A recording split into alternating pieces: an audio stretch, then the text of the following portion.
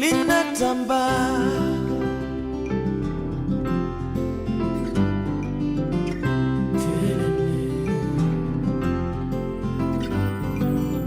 kutoka Kwale hadi Kampala, mwendo wa nyoka sio haraka, moyo kutoka Kisumu hadi Kisauni, joka linanyonya nyinyi wahuni, ya yo linatamba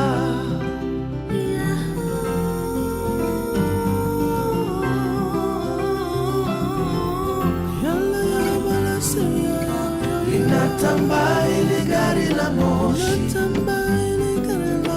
linasafisha rezabu, linakausha ardhi, linawabwaga wahuni huku Nairobi, kambi ya utumwa.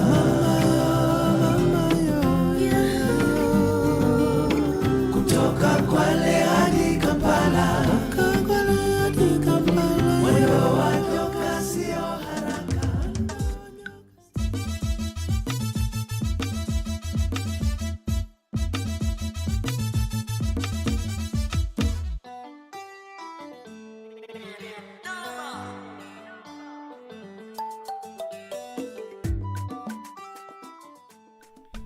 O'clock Central African time it is. A very good morning to you and welcome to Africa Rise and Shine. This is Channel Africa broadcasting live from Johannesburg in South Africa.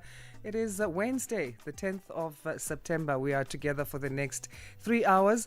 We're broadcasting on www.channelafrica.co.za, on the SABC Plus app, as well as live streaming on YouTube at Channel Africa 1 is our handle there. My name is Asanda, Beda.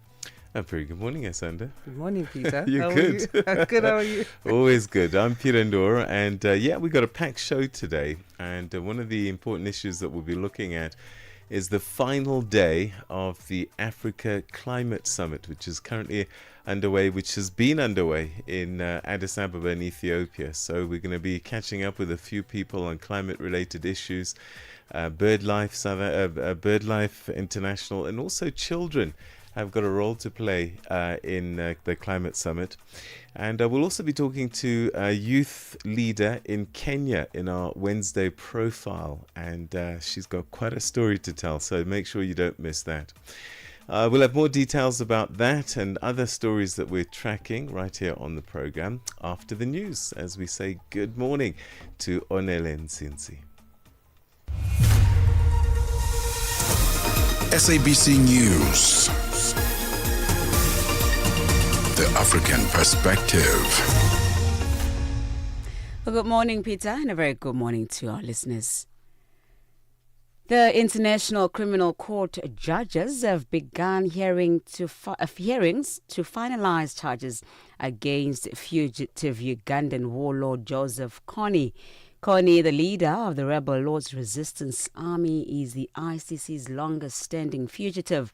The deputy prosecutor, Mame Mandiane Niang, said the ICC prosecutors want to charge him with 39 counts of war crimes and crimes against humanity, including murder, rape, using child soldiers, sexual slavery, and forced pregnancies between 2002 and 2005.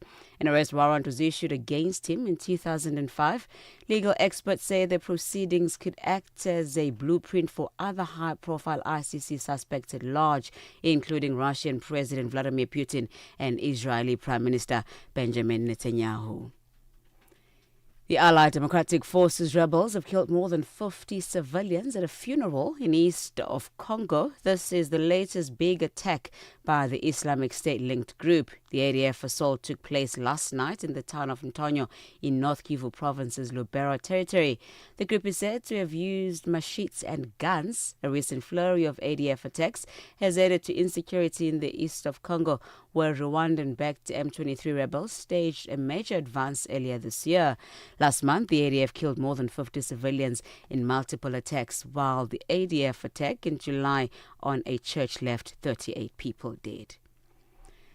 Advocacy group in South Africa, Accountability, now says it cannot rule out the possibility of the Madlanga Commission of Inquiry's findings being challenged by the people that might be implicated. The commission is expected to start next week following delays in acquiring essential ICT infrastructure. President Cyril Ramaphosa established it following the KwaZulu-Natal Police Commissioner's Nhlanhla Mkhwanazi's allegations of political interference in police operations and corruption among senior South African police service officials. The commission has been widely criticized in light of its findings not being legally binding. The organization's director, Advocate Paul Hoffman, says disputes are likely to arise from the commission's recommendations. What the commission is obliged to do is find out what the facts are, because there are clearly disputes as to whether corruption has taken over the police or not. And once those facts are found, and the finding of fact in the commission also binds nobody. In the Zondo Commission, we have all sorts of people taking the commission on review for making factual findings against them. And that could happen again in relation to the Madlanga Commission. The South African National AIDS Council is optimistic about a groundbreaking HIV prevention option. This innovative jab is awaiting registration with the South African Health Products Regulatory Authority. SANEC says the health department is developing a rollout plan with support from the Global Fund for Initial Funding. SANEC CEO Thembisile Xulu says there's significant anticipated demand for the jab in the country, particularly amongst high-risk groups such as young women, sex workers and other vulnerable populations. Xulu was speaking at the second day of the 12th SAAIDS conference in Kempton Park, east of Johannesburg. We are now actually making sure that our communities are guiding even the service delivery models. Where do you issue this jab if it's meant for people that are not living with HIV, who might not necessarily want to come to healthcare facilities? So there is a whole demand creation for a jab where we are working with that. And the only way we can get that done is when communities are involved. Channel Africa News, I'm Onele Tsinzi. SABC News. The African Perspective. And coming up in your sports news, South Africa as well as Nigeria share the spoils in a World Cup qualifier in the Free State province, while the USA are ready for the upcoming World Championships. I'll have details of these and other stories at 6:30. Wake up, Africa. Peter Ndoro and Asanda Beda are here to help you rise and shine. Weekdays, 6 till 9 a.m. Central African Time. Only on Channel Africa. Right, let's take a look at a feature that we call the Africa Roundup. This comes up on Rise and Shine, Mondays to Fridays after the 6 a.m. news. And this is where we bring you a compilation of stories that you may have missed, that you need to get into the know about. And it also gives us a throw forward to what we can expect to develop in the space of news in and around our continent. And today we start with Sudan. And as Sudan's rapid support forces tighten their siege on Al-Fasher, those who can afford to flee recount life under relentless shelling and the peril of navigating violent checkpoints in a city where many have been driven to eating animal feed. Sudan's paramilitary Rapid Support Forces, or RSF, have tightened their siege around the city, the last holdout of the Sudanese army in the Darfur region. 2.5 years of war has created what the United Nations calls the world's worst humanitarian crisis in Sudan. People inside Al-Fasher have resorted to eating animal feed, and prices have soared even for that. That's according to more than a dozen people Reuters spoke to at Adabba camp in an area under army control. Earlier this week, a UN mission found that the RSF had committed crimes against humanity in Al-Fasher. That's on top of atrocities both the RSF and the Sudanese army have committed, the mission said in a report. Security forces opened fire on protesters in the Eastern Democratic Republic of Congo city of Uvira, with witnesses reporting several injuries and deaths. Alice Rizzo picks up the story for us. The protest was a response to the appointment of General Olivier Gasita as deputy commander of the region's military forces. Demonstrators accused Gasita of having connections with Rwanda-backed M23 rebels that have seized large areas of Democratic Republic of Congo's east this year. Hundreds took to the streets to demand his immediate removal. I am Congolese and I want peace. Gasita should leave. He should show us the boat he came on so we can send him back because we Congolese want peace. South Kivu Governor Jean-Jacques Purusi Sidiki confirmed that, quote, unarmed protesters were hit by gunfire. He did not specify who opened fire or provide exact casualty figures. Local civil society groups claimed there were fatalities and numerous injuries, which Reuters could not independently verify. South Africa has sent officials to the United States to prepare for trade talks, President Cyril Ramaphosa said, after months of attempts to reach a deal with the Trump administration to lift steep tariffs. Last month, U.S. President Donald Trump imposed a 30% tariff on imports from Africa's most developed economy. We go to the United States negotiating table with a strong hand. We don't go with a weak hand. And our endowments, as you correctly say, is exactly what we take to the table. And the ability on our part to have those products processed here. But we obviously, in doing so, want to take it a step further. And we want to be able, and that's what we are insisting on, that even as we may well want to export critical minerals, we want them to leave the shores of South Africa as finished products so that we beneficiate what we will finally sell to them. So that is the type of discussion that we are having with them. Ethiopia officially inaugurated Africa's largest hydroelectric dam on Tuesday, a project that will provide energy to millions while deepening a rift with downstream Egypt that has unsettled the region. At Tuesday's ceremony, Ethiopia's Prime Minister Abiy Ahmed addressed what he said were the concerns of those in Sudan and Egypt. Ethiopia built the Renaissance Dam to prosper and to enlighten the region, never to hurt its brothers. I would like to confirm to you in front of the Ethiopian people that we will never retain your fair share of the water at any point. Ethiopia is the continent's second most populous nation with over 120 million people, and it sees the $5 billion dam on a tributary of the Nile as central to its economic ambitions. But downstream, neighbors have watched the project advance with dread since construction began in 2011. Egypt, which built its own Aswan High Dam on the Nile in the 1960s, fears the GERD could restrict its water supply. War-torn Sudan, meanwhile, has joined Egypt's calls for legally binding agreements on the dam's operation.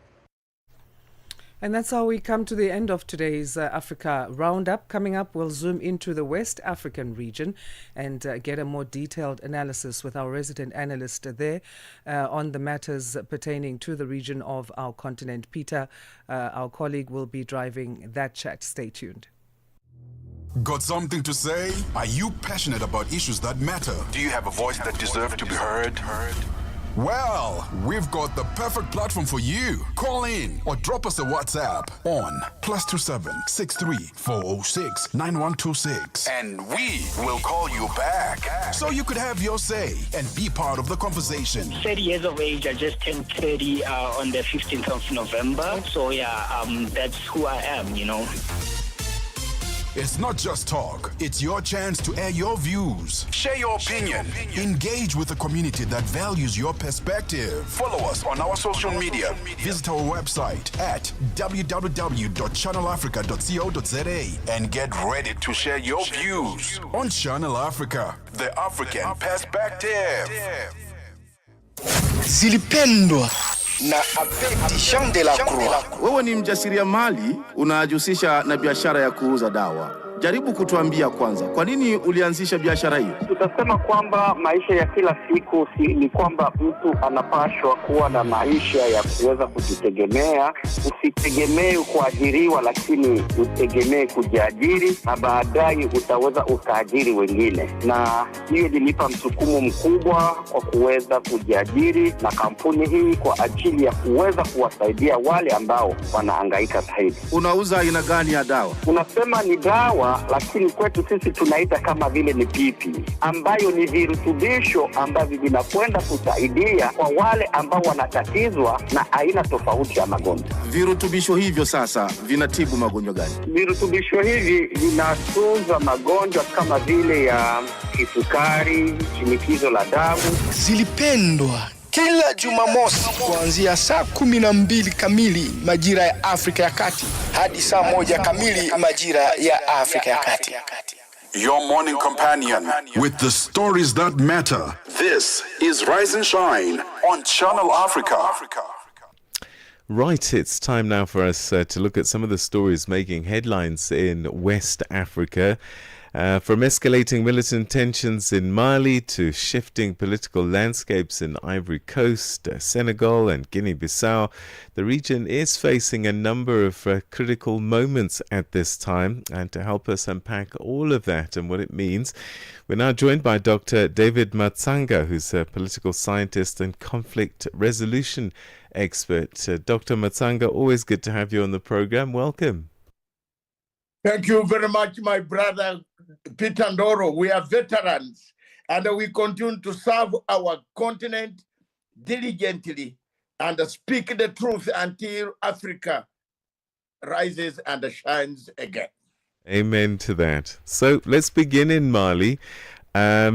Mali has launched airstrikes in its western Kayes region with after militants imposed a fuel blockade targeting vital supply routes into Bamako. What does this move by the military indicate about the current trajectory regarding the stability or fragility in Mali's interim government? First of all, since the current government came to power, there has been quite a lot of a significant move towards elimination of terrorism in the Sahel region. And I'm very pleased with the record. Last 2 weeks, I was in the area, in the region, Burkina Faso. I did not travel to Niger or Mali, but next week or in the coming 2 weeks, I will be around that region. As much as all this is happening, significant fight against terrorism, against the forces of Al-Qaeda, ISIS, the remnants that Muammar Gaddafi told us they are there, has been so good under President Gota. And I encourage the younger guy to go on because he has put all his resources in the fight against insurgents and terrorism that has been on that route in that region for a long time, that was actually fermented, is applied even at times by the French. Is this a battle that can be won? I just look at the size of the area that needs to be secured, and we're seeing more and more militants encircling urban areas, urban centers. I mean, this is increasing the risk to populations, I'm guessing. Yeah, you see, the insurgency in Sahel is exported or imported. It is not the insurgents. This ISIS are being imported into these regions. Some are leaving Lake Chad area. Some are leaving the north of Libya. You see what France has done, and which Africans must condemn, which African Union must condemn. I was in AU a few days ago around Ethiopia. I told them my mind, and I don't care. I told them, how do you have two countries in one country, Benghazi and Tripoli? You see that connection brings in French-supported terrorists that are in the region that are entering now, coming to capture. Remember, the French are behind. They want to remove Gota so that they can get back Mali, their foothold, stands to continue to exploit minerals, take away minerals. So the General Harifa Haftar, who is in Libya, south of Libya, Ndoro, has got over 30,000 troops. They are stationed, well equipped. They can be used anytime in the Sahel region. That's why you see that conflict is very complex. It has several factors, external and internal. And that's why they come as close as the city Bamako. They want to take it. And yet we are aware that the French are based, they have been removed, but they have gone back to support insurgents, terrorists. Are you now new to this phenomenon? Look at what is happening in the Middle East. You know what they did. They even come up and bomb their own friends who they're negotiating with. So please, the French have done a very big damage in that region. And the two countries, one country divided into two, Peter and Ndoro, we are in trouble.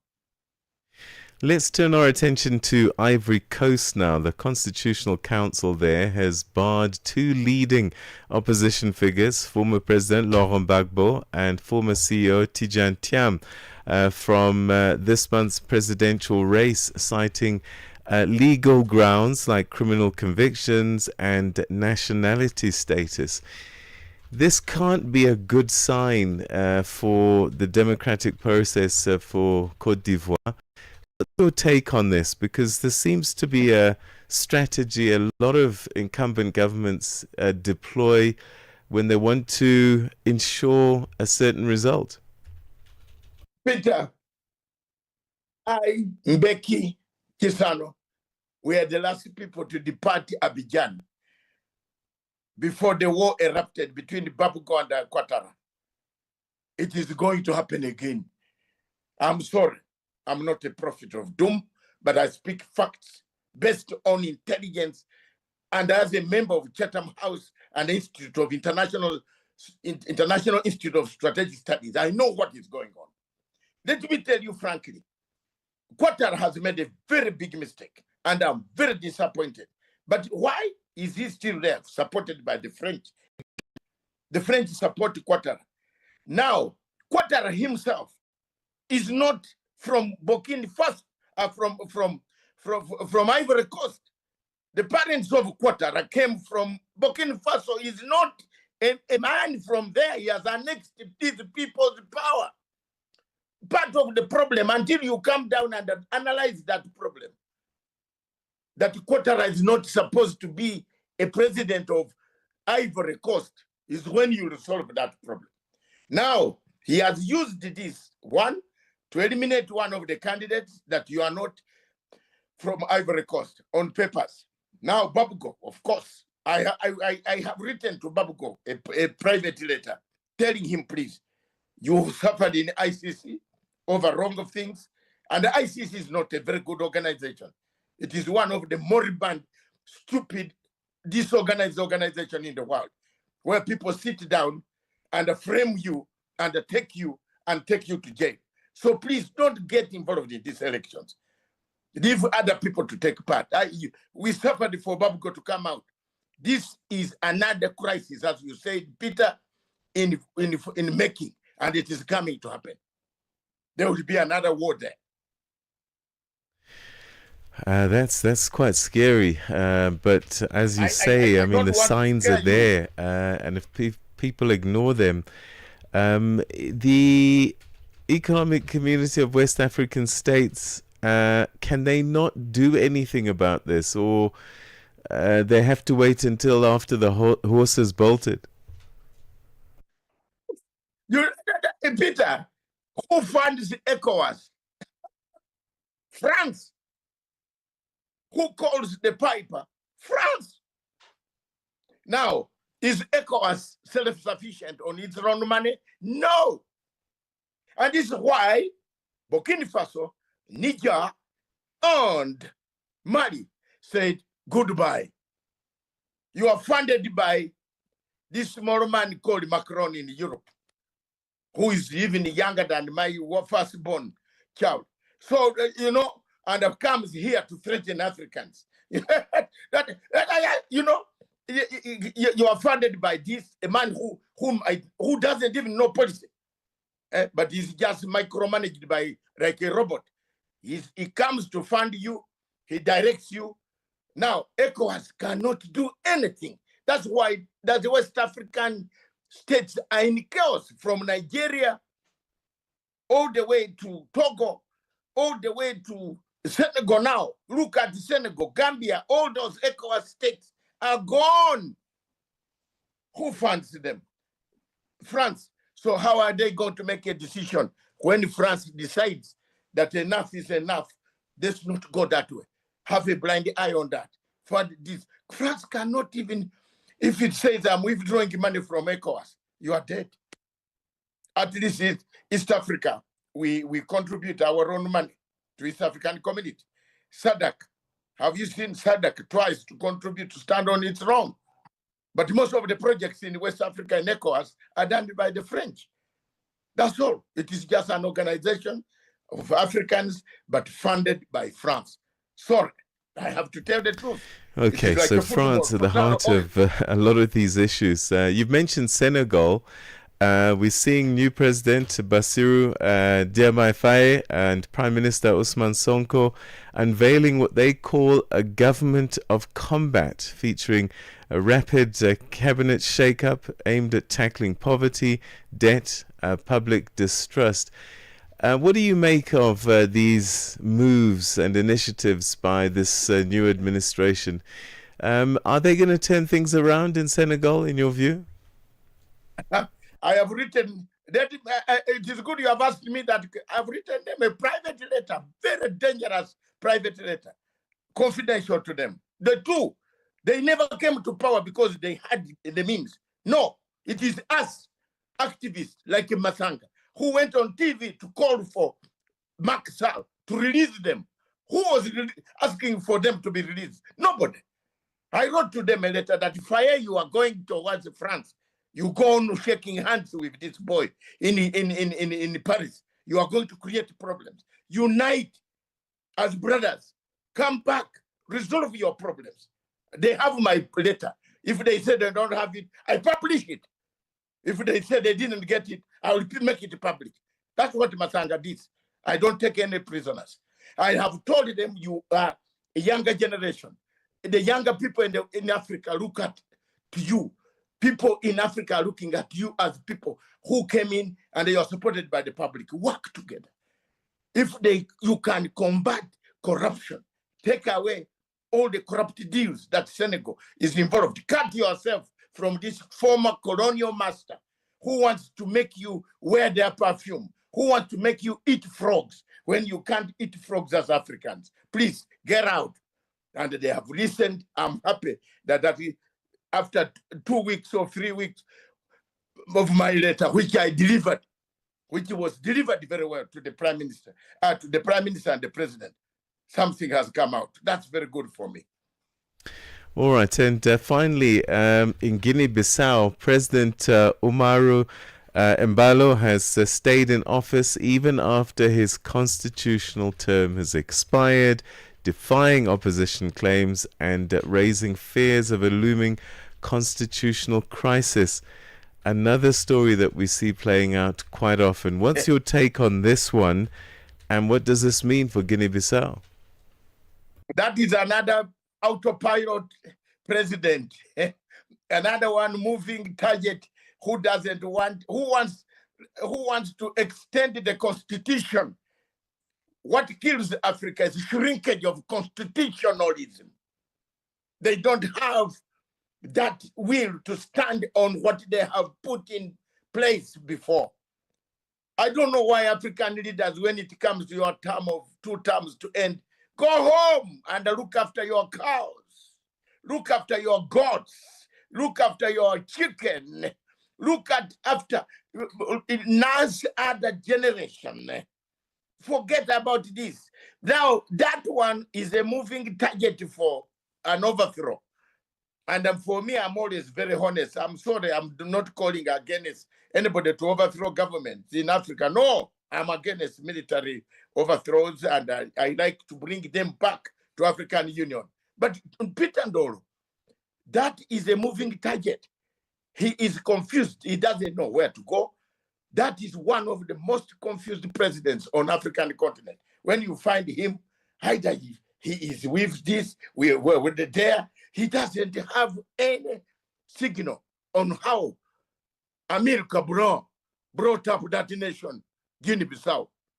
He should have followed America, a father of Pan-Africanism. Whenever I go to that step on the airport, I criticize them and I land there. What can they, if they do I don't come there, we shall meet somewhere between the gates of hell and heaven. If you are not God, we shall meet.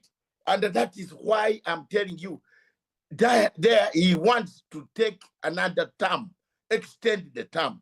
Then let's go back to African politics. Say, is competitive politics very good enough in Africa? The answer is no. Let's look for other models of democracy in Africa, because it looks every time in Africa, Peter Ndoro, you talk about elections, people start buying pangas, people start collecting stones, people start making bombs, guns, in order to fight the other. Isn't it time to go back to China style of Peter Ndoro and say, 40 years ago, China was the poorest country in the world. Today, China gives us money, builds us roads and a railway. Why don't we go back and find a system that is conducive for Africa? I bet that is the time I'm waiting for before God calls me to go and stand for my sins that I have made while on planet Earth. Fascinating. And as we always do, we run out of time, and I'm going to have to leave it there. But thank you so much indeed, Dr. Matsanga, for telling the West African story so well. Thanks for your time. I'm in London. I want to pursue Mr. Tinubu. Mr. Tinubu, I want him not to ever step in United Kingdom. And this week, I'm taking a case in the Old Beda. Or next week, we shall file that summons to subpoena in good law, subpoena him to show cause why he has left Nigeria to be eaten by bandits, terrorists. Everybody's killing each other in Nigeria, surely. What is the problem? Thank you very much. God bless you, Peter Ndoro. Thank you so much, Dr. Matsanga. We'll chat again next week. That's Dr. David Matsanga, political scientist and conflict resolution analyst, with some scary words there, particularly what's happening in Guinea-Bissau and Ivory Coast. We'll have to watch what develops there. Right now, though, it's time for your news headlines. Here's Onel Nsinsi. SABC News headlines. The African perspective. I thank you, Peter. The International Criminal Court judges have begun hearings to finalize charges against fugitive Ugandan warlord Joseph Kony. Kony, the leader of the rebels Lord's Resistance Army, is the ICC's longest-standing fugitive. South Africa's Electoral Commission has announced that it will not be implementing an electronic voting system for next year's local government elections. And the U.S. President Donald Trump says he is unhappy about every aspect of Israel's strike in Qatar against members of Hamas. Channel Africa News, I am Onele Nsinsi. SABC News headlines. The African perspective. Let's say good morning now to Musibudi Makura for our first full sports update. Sports on Channel Africa. The African perspective.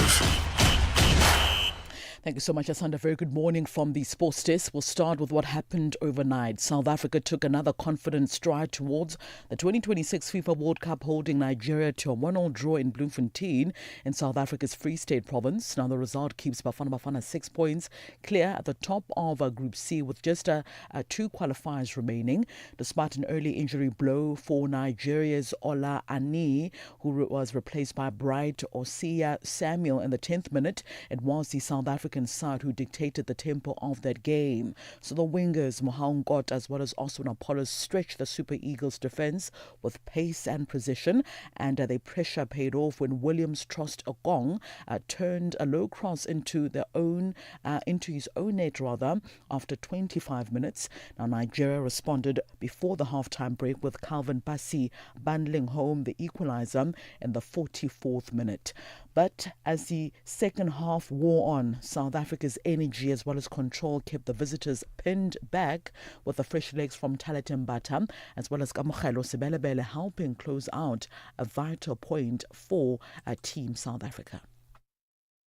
On to some rugby news now. New Zealand has called on former captain Richie McCaw for inspiration ahead of their rugby championship test match against South Africa, saying they want to go to another level. Now, the 2-time World Cup winning captain McCaw joined the All Blacks squad in Wellington ahead of Saturday's rematch after the home side edged a tight contest 24-17 at Eden Park this past weekend. Now, midfield back Quinn Tapewa said McCaw's presence had already given the players a lift. Tapewa, who scored the final try to keep the fast-finishing Springboks at bay at Eden Park, is worried now that the visitors will be highly motivated in the reversed fixture taking place this coming weekend. Well, back home now, Netball South Africa's acting president Mami Diale has issued a top 4 mandate for the under-21 baby Proteas ahead of the World Youth Cup in Gibraltar from the 19th to the 20th of the month to the 20th of October. Now, coach Precious Mtembu, who has named a 15-member squad, has been tasked with steering the team at least a semi-final position of the 20-nation competition. The baby Proteas will compete in Group D alongside Malawi, Fiji, Barbados, Trinidad and Tobago, with the top 2 teams in each pool advancing to the playoffs. Diale says that they believe the squad's talent as well as are confident of a podium finish or, at the very least, a place in the top 4. As Netball South Africa, our wish is to see the team, going through the top 4. And that's probably a mandate. But what will be best, achieving as Netball South Africa is for them to be top 3. That will be the best results ever, that can happen for our 21 to get a gold, and especially given the performance that they've displayed when they went to Jamaica. We saw them through participating and competing with the senior teams at our TNL. On to this now. Rory McIlroy has revealed advice from the tennis legend Roger Federer, providing the inspiration for his battle to avoid becoming bored of golf. So McIlroy became the newest member of the golf's career Grand Slam club after his victory at the Masters earlier on this year. The Northern Irishman's star fulfillment of his bid to win each of golf's major prizes has left him pondering just what can motivate the rest of his career. Now, after speaking to 20-time Grand Slam winner Federer towards the end of his career, McIlroy believes the answer is to play only the tournaments that has a special feeling regardless of their size as well as status. So with that in mind, the 36-year-old will play in India for the very first time this year and also has plans to feature in Australia. And finally, Raven Sanders, women's shot put runner-up at the Tokyo Olympic Games back in 2021, has accepted a 30-month ban for 3 whereabout failures within 12 months, the U.S. anti-doping agency announcing this on Tuesday. Now, the 29-year-old American was 5th at the 2016 Rio Olympics before capturing a silver medal in Japan and then placing 11th at last year's Paris Olympic Games. Now, Saunders was part of the USA-registered testing pool, which incurred 3 failures to allow testing officials to know a location to allow for random doping tests. The failures taking place place on the 19th of April 2024, the 17th of May 2024, as well as the 26th of December 2024. Now, the period of ineligibility for first whereabouts rule violations ranges from 1 to 2 years, but this was the second rule violation for Saunders, and the Athletics Federation determined a 30-month period of ineligibility was appropriate for the athlete. Now, Saunders served an 18-month ban for her whereabouts failures from August of 2022 to February of 2024. The latest 30-month ban began on the 26th of December 2024, and Saunders was disqualified from all competitive results since then. Well, that concludes your sports news, Asawa. I'm back with more sporting updates in the second hour of Africa Rise and Shine. As always, for any sports stories you'd like to share with us, send us an email to newsroom@channelafrica.co.za or give us a call. The newsroom line is +27 11714 4459. For Channel Africa Sport, I am Mosibudi Makura. Sports on Channel Africa. The African Perspective. Parlez-vous couramment le français? Êtes-vous passionné par la radio? Et êtes-vous qualifié pour travailler en Afrique du Sud? Envoyez-nous votre CV et vos 3 minutes démo en MP3 à @channelafrica.co.za pour avoir une chance de rejoindre la famille Channel Africa. Si vous n'avez pas de réponse après 14 jours, cela signifie que vous n'avez pas été retenu. Channel Africa, la perspective africaine. Right, it's time for us to take a first look at what's been happening in the world of business as we say good morning to Chanduko Ligege.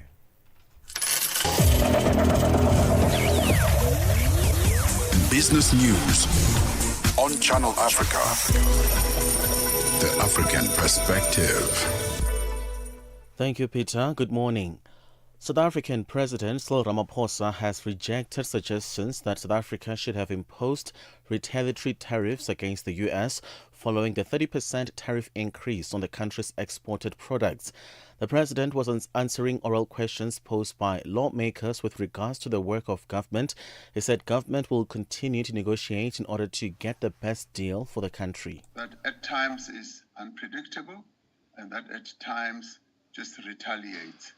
And without being supplicants, without, going on bended knee, which we have never done and which we will never do.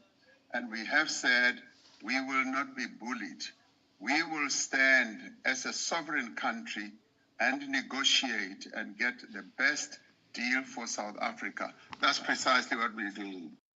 The African Continental Free Trade Area came under the spotlight at the second Embassy's Business Fair and Conference in Pretoria, South Africa. This after member of the Executive Council for Agriculture and Rural Development in the Gauteng province, Vuyiswa Ramokgopa, called on South Africa to create trade corridors. Ramokgopa also mentioned the agreement's promise to unlock a $3.4 trillion continental market. The African Continental Free Trade Agreement has already and seeks to unlock a $3.4 trillion market across different industries. Now, in South Africa, our job certainly is that we must now build those trade corridors, ensure that we can harmonize trade regulations, and invest in the necessary infrastructure that will connect us to other parts of the continent. Meanwhile, the Republic of Guinea's economic attaché to South Africa, Santo Bado, has urged investors to tap into Guinea's improving investment climate. Badu said this at the second Embassy's Business Fair and Conference in Pretoria. She says Guinea has introduced a comprehensive legal framework to facilitate both foreign and domestic investment. Key incentives include the freedom to transfer after-tax profits, dividends abroad, and robust legal protections for investors, measures aimed at ensuring financial security and encouraging foreign capital inflows. As you can see, in recent years, the government has actually put in place framework that facilitate investment in Guinea, whether it is foreign or within the country itself. The South African government has welcomed Walmart's latest decision to invest further in the country, saying it underscores a strong belief in the country's economic trajectory and confirmation that the country remains a reliable investment destination. The U.S. grocery store today announced that it plans to open its first branded stores in South Africa later this year. Their stores will offer fresh groceries, household essentials, clothing and technology, adding emphasis on sourcing products from local SMEs. The company, which now owns local retailer Massmart, says its latest decision underscores its commitment to availing high-quality, affordable and more accessible products to consumers. In other news, Tesla's board has rolled out one of the most audacious pay packages in corporate history. The package is designed to keep Elon Musk firmly at the wheel of the company he built into a $1 trillion powerhouse. If shareholders approve, Musk could earn stock worth as much as $1 trillion, but only if he delivers growth on a scale the business world has never seen. The deal grants Musk the right to receive more than 420 million Tesla shares over the next decade.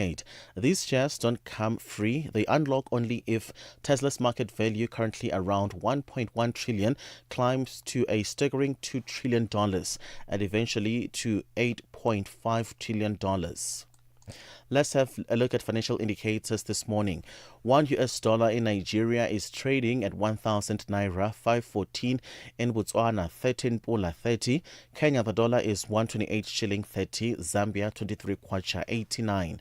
BRICS countries, $1 in Brazil is at 5 real 42, in Russia 81 rubles 95, India 88 rupee 2, China 7 yuan 13, South Africa 17 rand 54 cents. $1 is 74 pence to the British pound and 85 to the euro. Commodities, gold is at $3,635, platinum at $1,381 per ounce. The price of Brent crude oil $66.89 a barrel. That is all for now. For any business stories you'd like to share with us, please send us an email to newsroom@channelafrica.co.za, or you can call us on +27 11714 4459. For Channel Africa Business, I am Chanduko Ligege.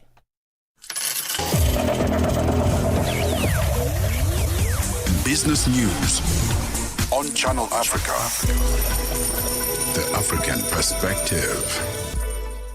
G20 in Africa, exclusive to Channel Africa. Our G20 fact for this Wednesday is the now famous G20 family photo, leaders standing shoulder to shoulder, wasn't in the original plans. In 2008, organizers rushed it together for symbolism during the financial crisis. It turned into a tradition and one of the most recognizable rituals of global diplomacy. That's our G20 fact for this morning. G20 in Africa, exclusive to Channel Africa, championing Africa through solidarity, equality, and sustainability. A 16-hour hostage situation in Mamelodi East, that's a township in South Africa's capital, Pretoria, has ended in devastation following unsuccessful attempts by police's hostage negotiators. The police constable who allegedly held 2 of his family members hostage has shot himself dead in the early hours of this morning. This happened shortly after he agreed to release his mother. And now to get an update on this, we're joined by SABC reporter Fanuel Shuma. Fanuel, good morning to you. Good morning, and good morning to your listeners. This 32-year-old police constable held his mother and nephew captive for nearly 16 hours, we understand. What exactly happened?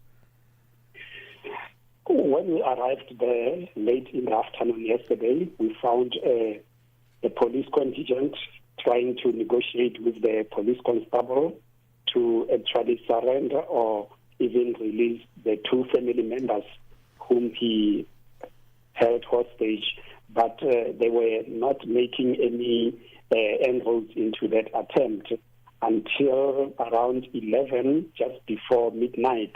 That's when he agrees to release his mother, who was immediately put into an ambulance and rushed to hospital. Apparently, obviously, she was devastated, she was traumatized, so she was rushed to hospital. And he was left with the 18-year-old nephew inside the house, as the negotiations or for him to calm down and surrender were continuing. Then 2 hours later, at around 1 a.m. this morning, that's when we had 2 gunshots as we were camping outside, just few houses away from the actual scene. We had 2 gunshots, and we saw a lot of this police hostage negotiators rushing to join those who were already inside, and also the emergency personnel rushing into the house. And upon arriving there, they found him dead with a gunshot wound, and the 18-year-old was also lying dead next to him with gunshot wounds.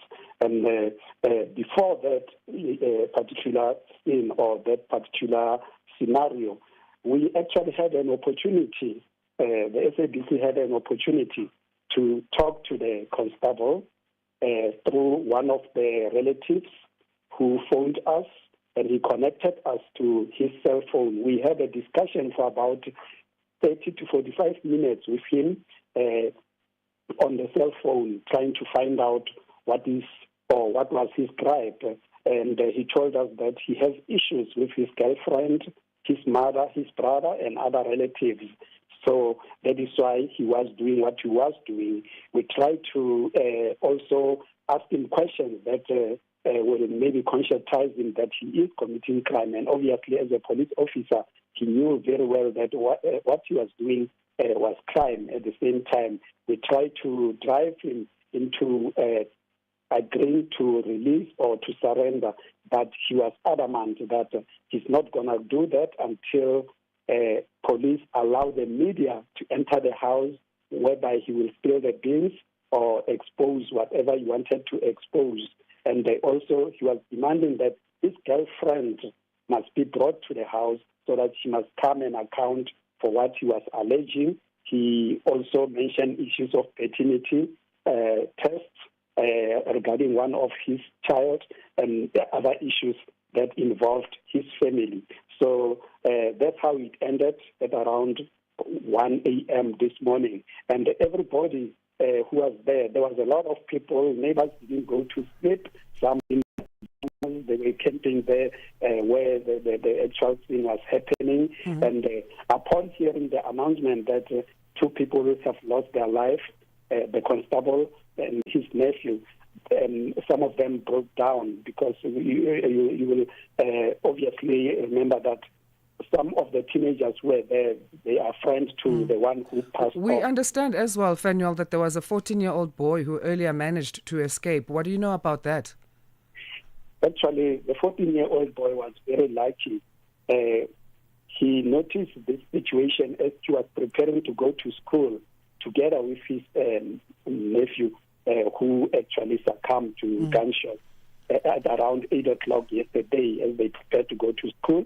So that's when they noticed that the constable, who is a relative, was brandishing a gun and threatening to shoot everybody, and also prohibiting them to leave the house. So apparently the 14-year-old boy was few steps away to the door, and he immediately ran away.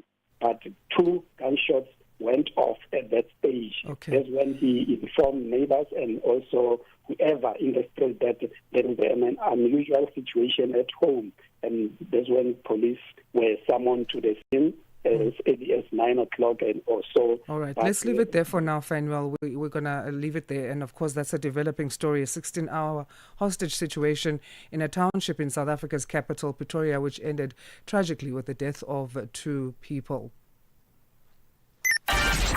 New day, new stories. Start your morning right with Rise and Shine on Channel Africa. Right, we turn now to the second Africa Climate Summit in Addis Ababa, which is in its last day today, where sustainable transport took center stage. The Association for Sustainable Mobility in Africa hosted a high-level panel looking at how the continent can move towards cleaner, more inclusive and better connected transport systems, from financing solutions to regional integration and a just transition. Now, the discussions offered a roadmap for Africa's mobility future, and joining us to unpack the highlights is Linda Alilali Ehui, who's chairperson of the Association of Sustainable Mobility in Africa. Thank you very much indeed for joining us, and welcome to the program, Linda. Hello, so thank you for having me.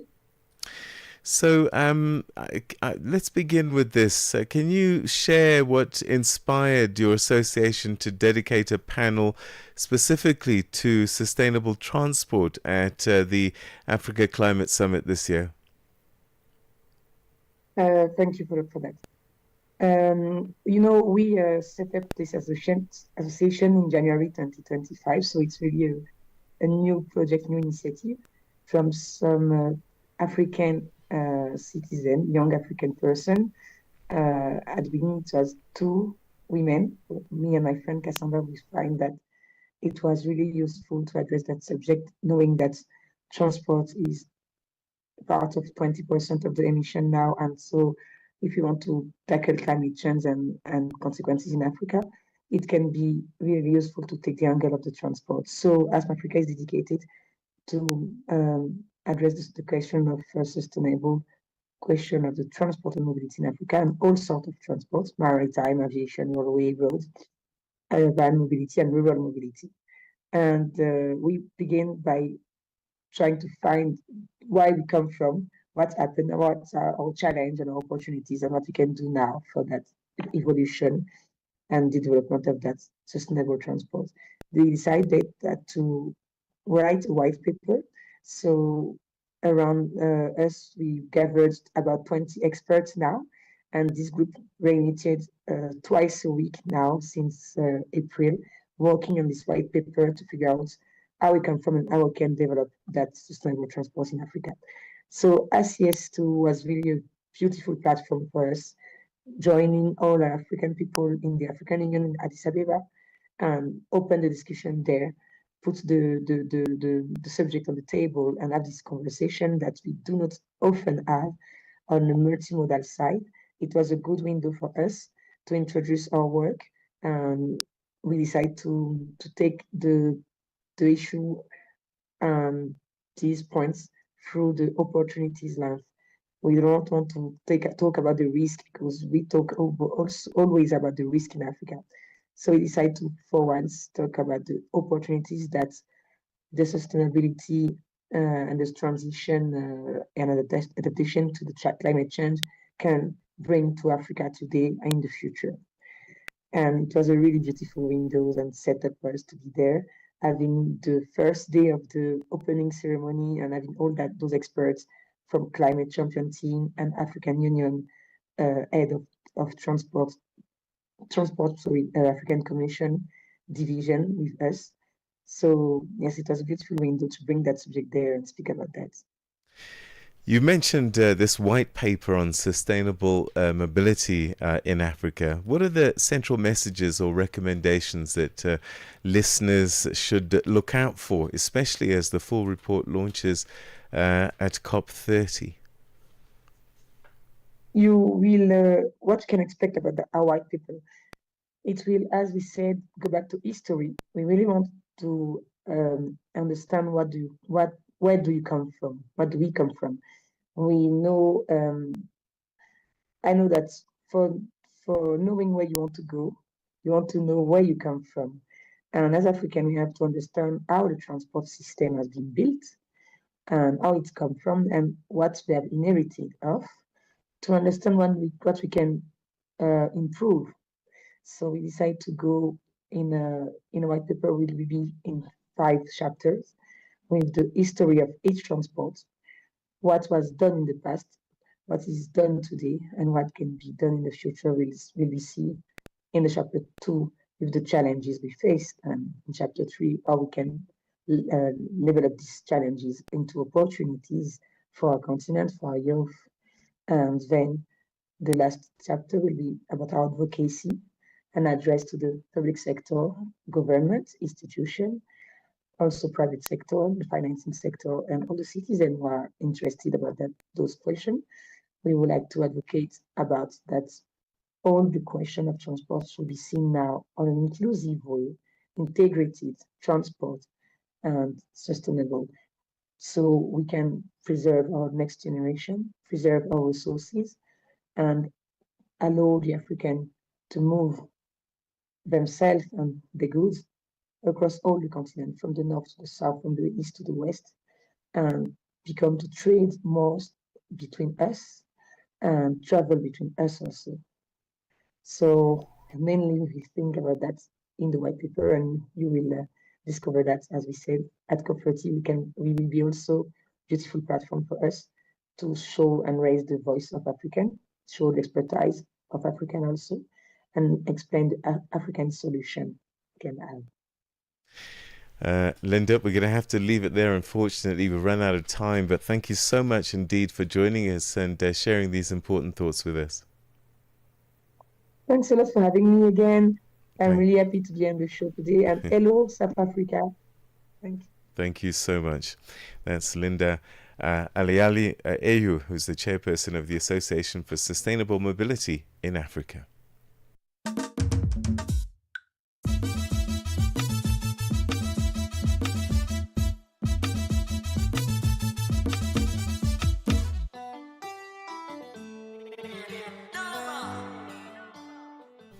Seven o'clock Central African time. A very good morning to you. This is the second hour of the program. My name is Peter Ndoro. We're broadcasting live from our studios in Johannesburg, South Africa. And you can catch us on the internet at www.channelafrica.co.za. And also your mobile apps can catch us. Just look for SABC Plus and then Channel Africa, and of course our program Rise and Shine.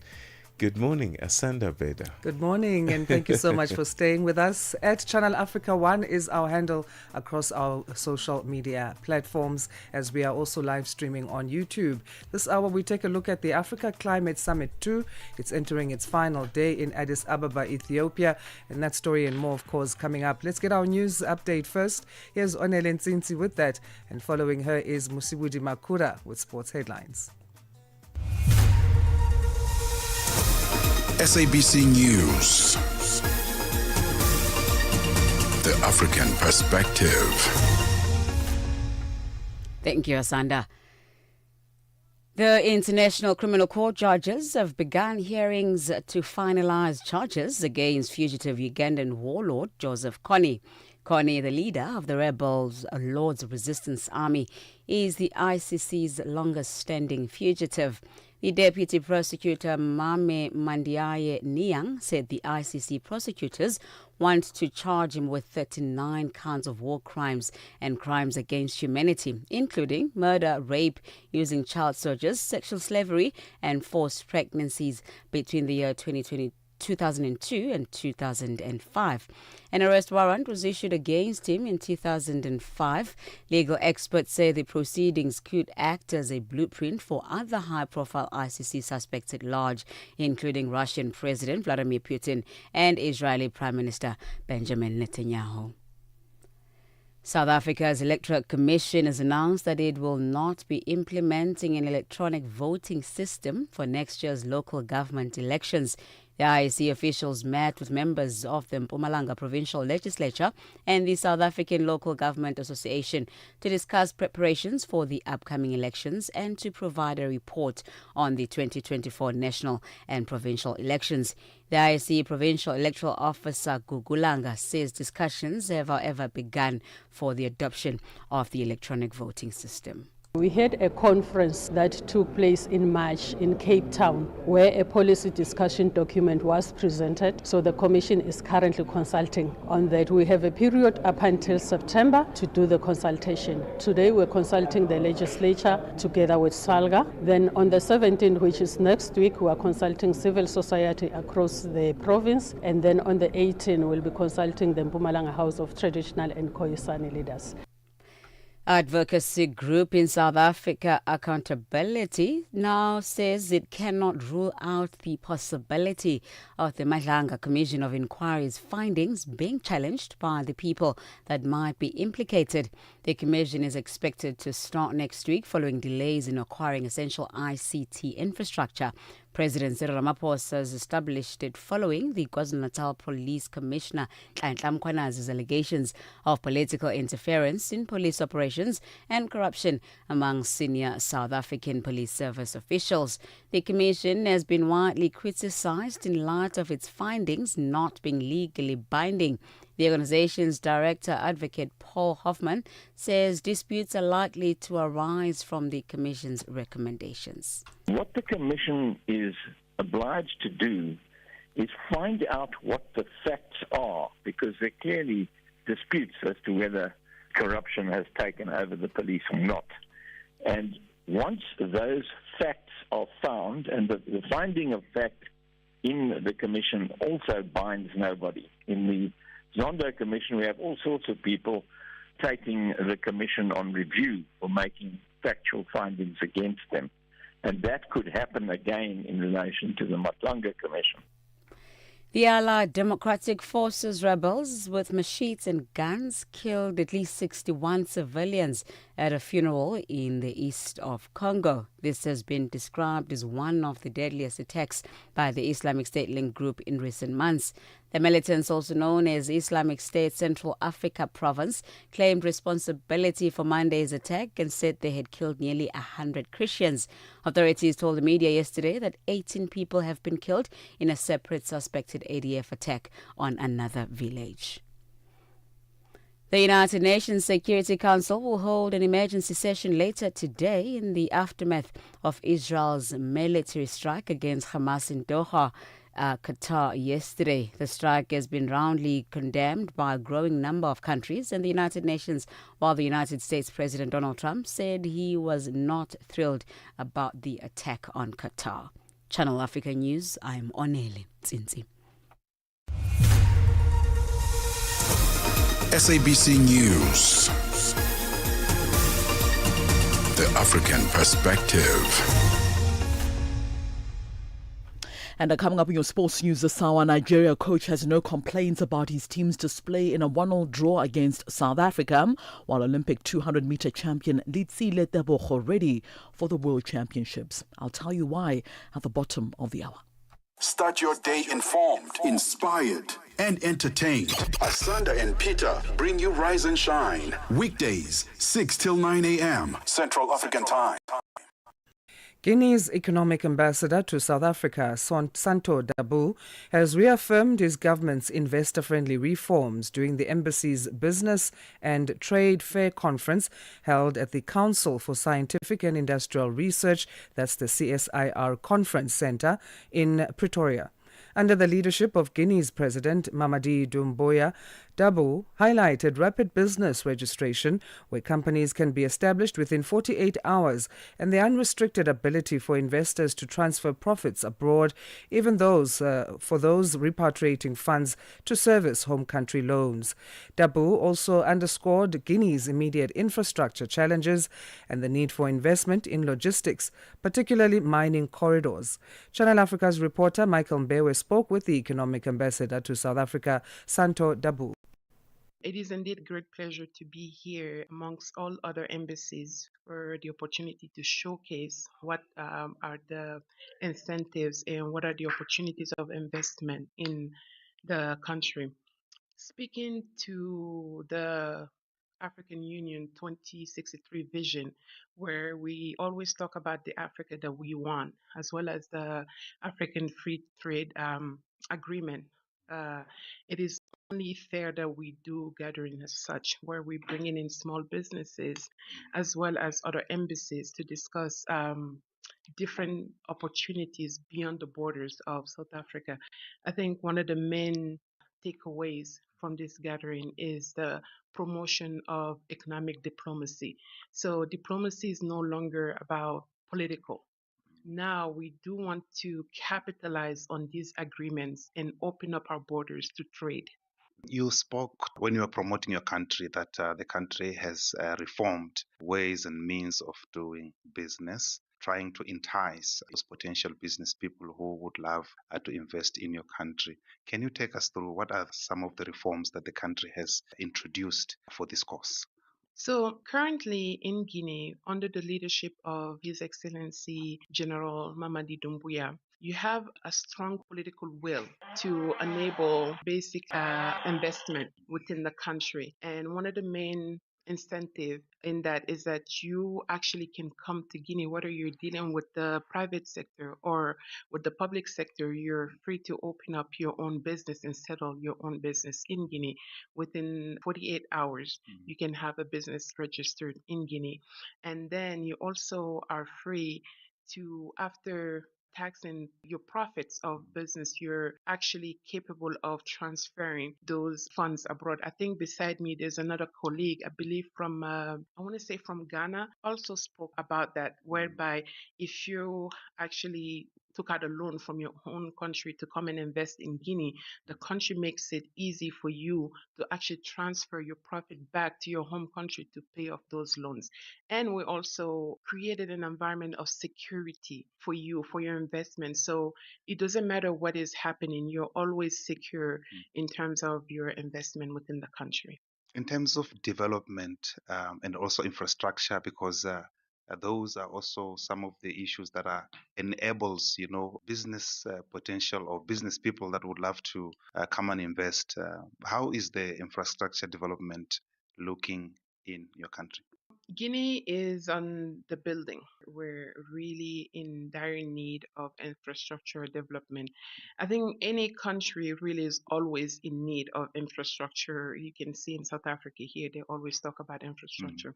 But one of the main things that we do need right now in terms of infrastructure, you have roads, but also infrastructure in terms of mining logistics.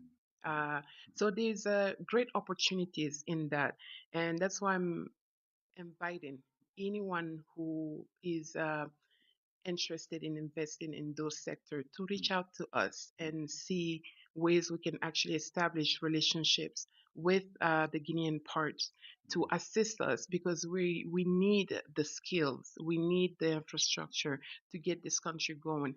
What is great about Guinea and the Simandu project is that it really can be a catalyst of development, not only for Guinea, but within that whole region, and why not Africa?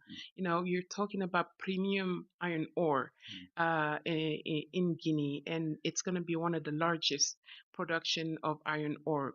Really good grade level of iron ore for the continent. So, and infrastructure is needed for that. But not only that, the railroad that's being built across the country, you have 650 kilometers of railroad being built across an entire country that is underdeveloped. So we need schools, we need hospital, we need small businesses just to come in. Any idea to promote development, sustainable and responsible development for the country. How important is African economic integration so that what is happening in Guinea must also seen happening in South Africa, but also in Kenya? Africans are waking. How important is that integration and also collaboration? And then also there is this fever that is brewing about dismantling the borders. There's one statement that was said during this conference is that collaboration is the new competition, right? So we're no longer competing with each other. We have to break those borders. This African free trade area can only work if we unite, if we trade with each other. As I was sitting listening to other embassies speak, we always talk about we're always coming to these conferences, but where is the result? Where is the result? We complain about that. But I'm saying to myself, maybe this is a result. The more we talk about it, first it was done, then we started to talk about it. But now people are now asking for result. What is the result? What is the result? But now I think we're moving into that phase where we're going to start having results, because every country that you go to, everyone is trying to promote this South-South relationship, partnership. So we are going to partner. South Africa is present in Guinea. We want more of that. We want Guinea to be present here also to invest in South Africa as well, in other sectors, whatever that we can offer that South Africa does not have. We have shea butter, we have bananas, we have pineapples, we have mangoes. I mean, you name it. But we also need the expertise to grow all those sectors. That was Guinea's economic ambassador to South Africa, Santo Dabu, speaking with Channel Africa's Michael Mbewe. Bringing you the energy, news, and good vibes to kickstart your day. This is Rise and Shine on Channel Africa. As the Africa Climate Summit 2 enters its final day in Addis Ababa, Ethiopia, leaders and experts have spent the past 2 days discussing climate finance, adaptation, and a just green transition for the continent. With us now to share his perspective is Ken Mwate, Policy, Climate and Communications Coordinator for Africa at BirdLife International. Ken, a very good morning to you. Thanks for making time. Good morning to you. How are you? I'm well, thanks so much for making time to chat to us on this. So let's start then with the Africa Climate Summit 2 coming 2 years after the inaugural summit in Nairobi. What do you see as Africa's biggest priorities as the summit wraps up today? I think the big thing for Africa is finance and more finance. We know that we as Africa, we need to address this big challenge, the climate change that's affecting millions of our people, destabilizing their sources of livelihoods and damaging even infrastructure, their homes, and that needs financing, both locally and internationally. So one of the biggest conversations is how can we mobilize resources locally, and there's a big conversation around that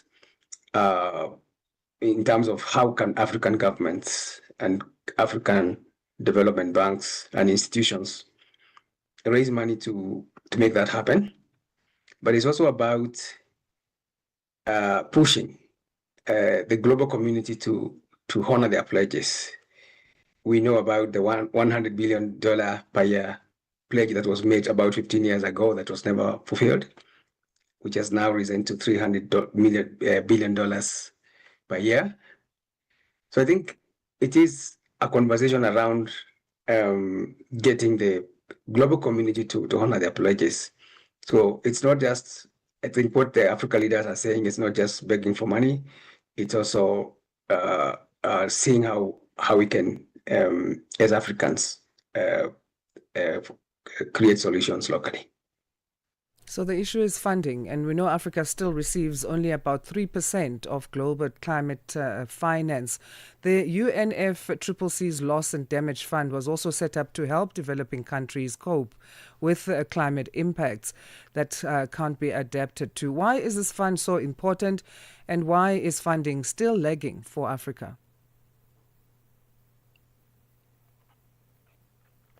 The Loss and Damage Fund is so important because it's going to address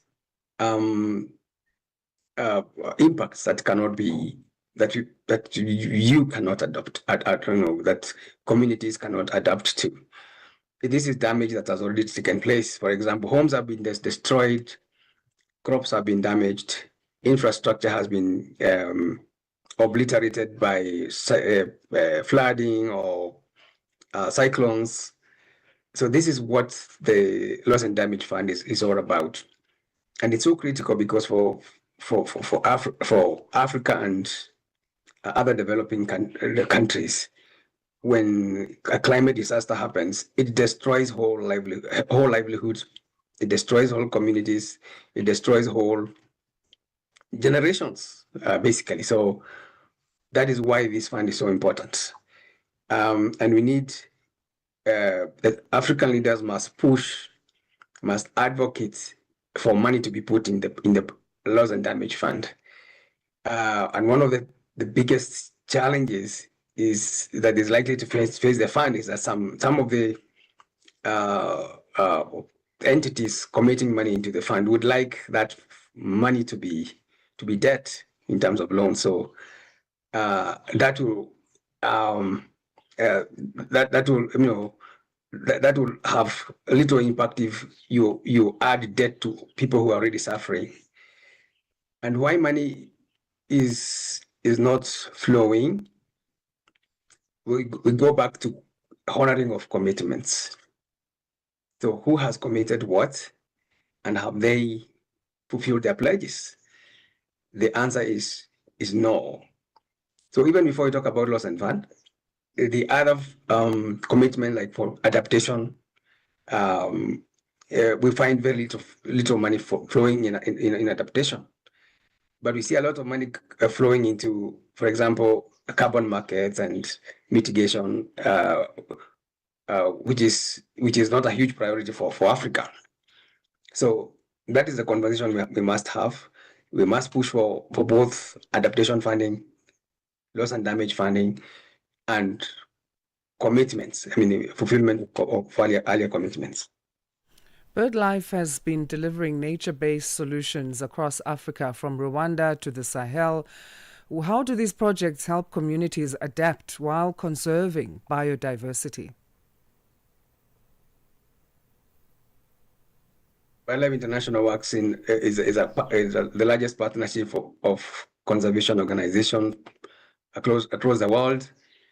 We are present in 119 countries with 123 partner organizations. In Africa, we are in 27 countries where partners are delivering climate adaptation and resilience building with the local communities. For example, in Rwanda and in the Sahel, we are working with the local communities to restore damaged ecosystems and farming landscapes adjacent to protected areas. For example, the Nyungwe National Park in Rwanda. So we work with farmers to address lands, to rehabilitate land that has been damaged by landslides, for example, and floods, so that the resilience of this land can come back, and these farmers can be able to grow their crops again. And these children can be able to go to school again. And so that, and then we support the farmers to establish micro projects like poultry farming, livestock farming, value addition for their crops, even as restoration of the land is ongoing. And therefore it's a holistic and multifaceted approach to climate resilience building. And thank you so much for your time. We appreciate it again as Channel Africa. Thank you very much. I appreciate the time. Ken Mwate is a Policy, Climate and Communications Coordinator for Africa at BirdLife International. This September, Channel Africa celebrates Heritage Month, a time to honor the stories, the rhythms, and the languages that make us who we are. Whether you're in Lagos or the shores of Zanzibar, to the mountains of Lesotho or the markets of Dakar, we are united in diversity. Najivunia kuwa Mwafrika. Kukondolera Afrika ndiyo nduwake. Proudly African and fabulous. Let us preserve our languages. Let's embrace our uniqueness. Let's embrace our cultures and celebrate the beauty of our continent. Channel Africa, the African perspective. Your morning companion with the stories that matter. This is Rise and Shine on Channel Africa. Now, the Africa Climate Summit has been taking place in Addis Ababa this week, with more than 60 young climate advocates from 16 African nations, including Rwanda, Kenya, Tanzania, Somalia, Mozambique, Malawi, the DRC, Côte d'Ivoire, Sierra Leone, Egypt, Zambia, Nigeria, Niger, Ethiopia, South Sudan, and South Africa. And they've come together to bring their voices directly to the continent's decision makers. Now, these children are urging leaders to embed their lived experiences and needs into national and continental climate policies, demanding not just to be heard, but also to be acted upon. Now, the summit's momentum builds on important child-centered milestones from the 2023 Nairobi gatherings, such as the Nairobi Declaration, a climate change a dictionary for children, and advocacy tools. But organizers emphasize that genuine progress hinges on turning listening into real policy and budgetary inclusions for children across Africa. Well, let's explore these critical issues now with Gugu Xaba, who's the CEO of Save the Children South Africa. Thank you so much indeed for joining us, Gugu. Welcome to the program. Good morning, Peter and your listeners, and thank you very much for having Save the Children South Africa. How important is it to have these young climate advocates being heard at such a high-level summit in Addis Ababa? For Save the Children, child participation is a right, and it is a need, more so because children bring lived experiences in terms of experiencing the challenge that climate change brings, and they also know what could work. And because they live on this on a day-to-day basis, they would be the best people to make decisions about how to influence better interventions on climate change. The latest data shows that about 1 in 3 African children under 5, and that's around 64 million, are trapped in severe child poverty, often in circumstances shaped by conflict, inequality, and climate-driven deprivation. What do these numbers say about the future that these children are facing, and what needs to be done?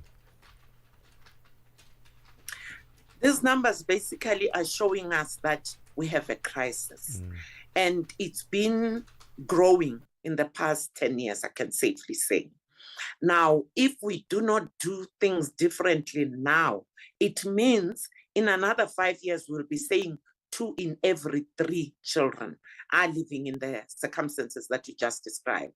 So this means we have to change the way we're doing things. One of the things that is consistently not changing is that, yes, there's been adaptation funds that have been allocated globally, but they are not used where they should be used. And this is in rural areas and in areas that are most vulnerable, which means funds are received in some countries, but they don't get to where they should get. And some policies are not supporting adaptation and mitigation in order for us to have an improvement in the way climate change is affecting children. Thank you.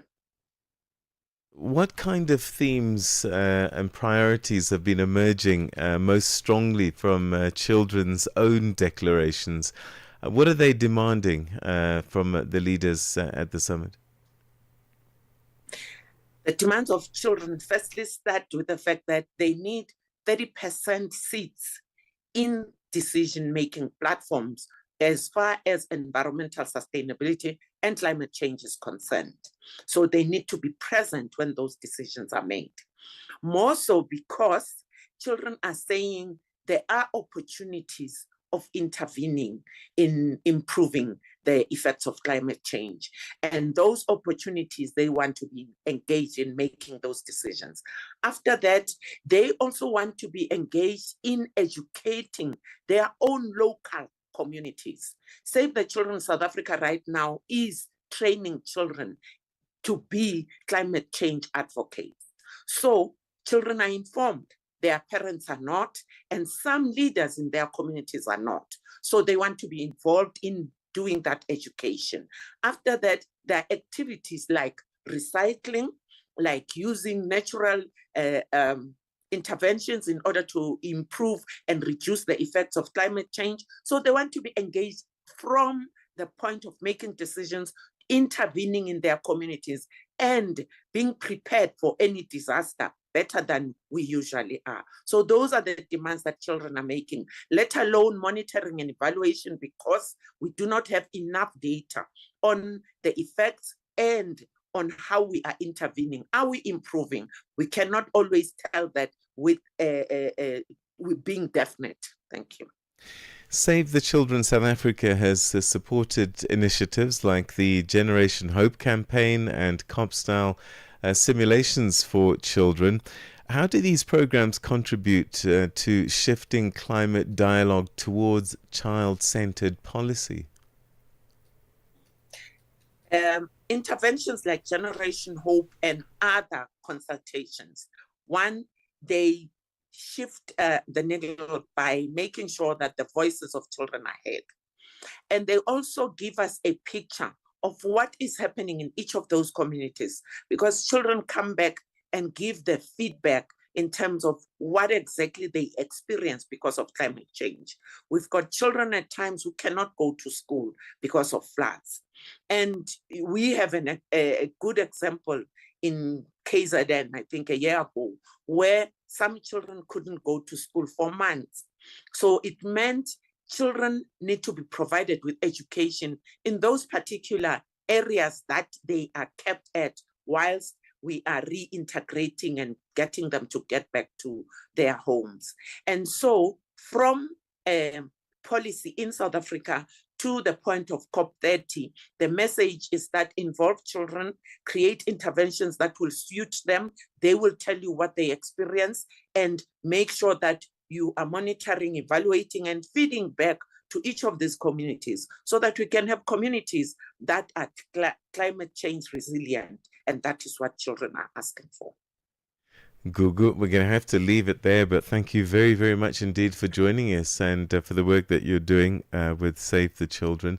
And let's hope that our young people's voices get amplified and that it translates into real policy. Thank you so much for joining us.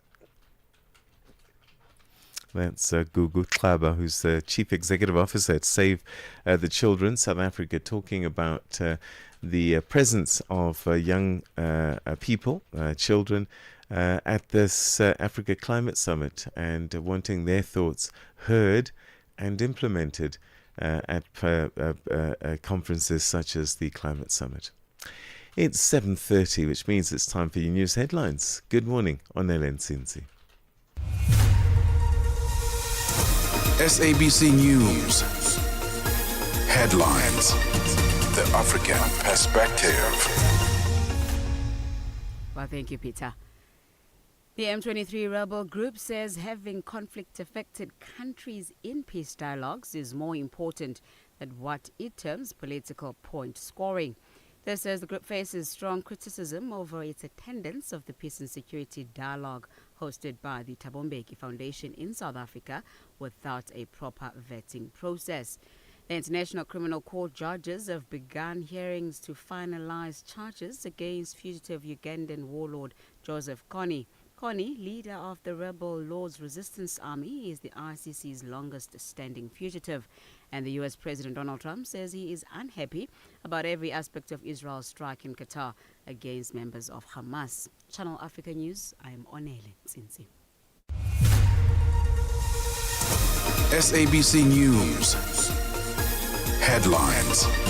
The African Perspective. Let's check in with what's happening in the world of sports. Here's Musibudi Makura to tell us. Sports on Channel Africa. The African Perspective. Thank you so much, Asanda. Very good morning once again from the sports desk. Nigeria head coach Eric Chell has insisted that he has no complaints about his team's display in that 1-1 draw with South Africa in a crucial FIFA World Cup qualifier last night. The Super Eagles went into the clash at the Free State Stadium in South Africa's Free State province, needing victory to keep their hopes alive, but were forced to settle for a point after a tense encounter. Captain William Tross Akong's own goal gifted Bafana Bafana the lead before Calvin Bassi Messi struck an equaliser on the stroke of half-time. So, with Nigeria still 6 points adrift of South Africa in Group C and only 2 games remaining, Chow has maintained that his side delivered a strong performance, but also acknowledged that the host side matched them on the night. Like I said, this is difficult to come here and to hope a win, because like you said, this team is very good. The winger are very fast. The striker keep the ball. During this game, like I said, we made just 10 seconds. We were not in the good position, and they killed us. So after that, we're coming back in this game because we were ready for that. So because our state of mind. So Nigeria still must face Lesotho as well as Benin, with the hopes that Bafana will drop points away to Zimbabwe as well as Rwanda in the next round of qualifiers. Coach Chell knows their fate hasn't been in their own hands for quite some time now. So we are professional. So it's the 2 games, and for sure this player want to win these 2 games. For now, actually, at this moment, it's difficult for us because we wanted to win, and I think we did everything. So, in 1 month, we have the 2 last game. A lot of things can happen in 1 month, and for sure, a lot of things about.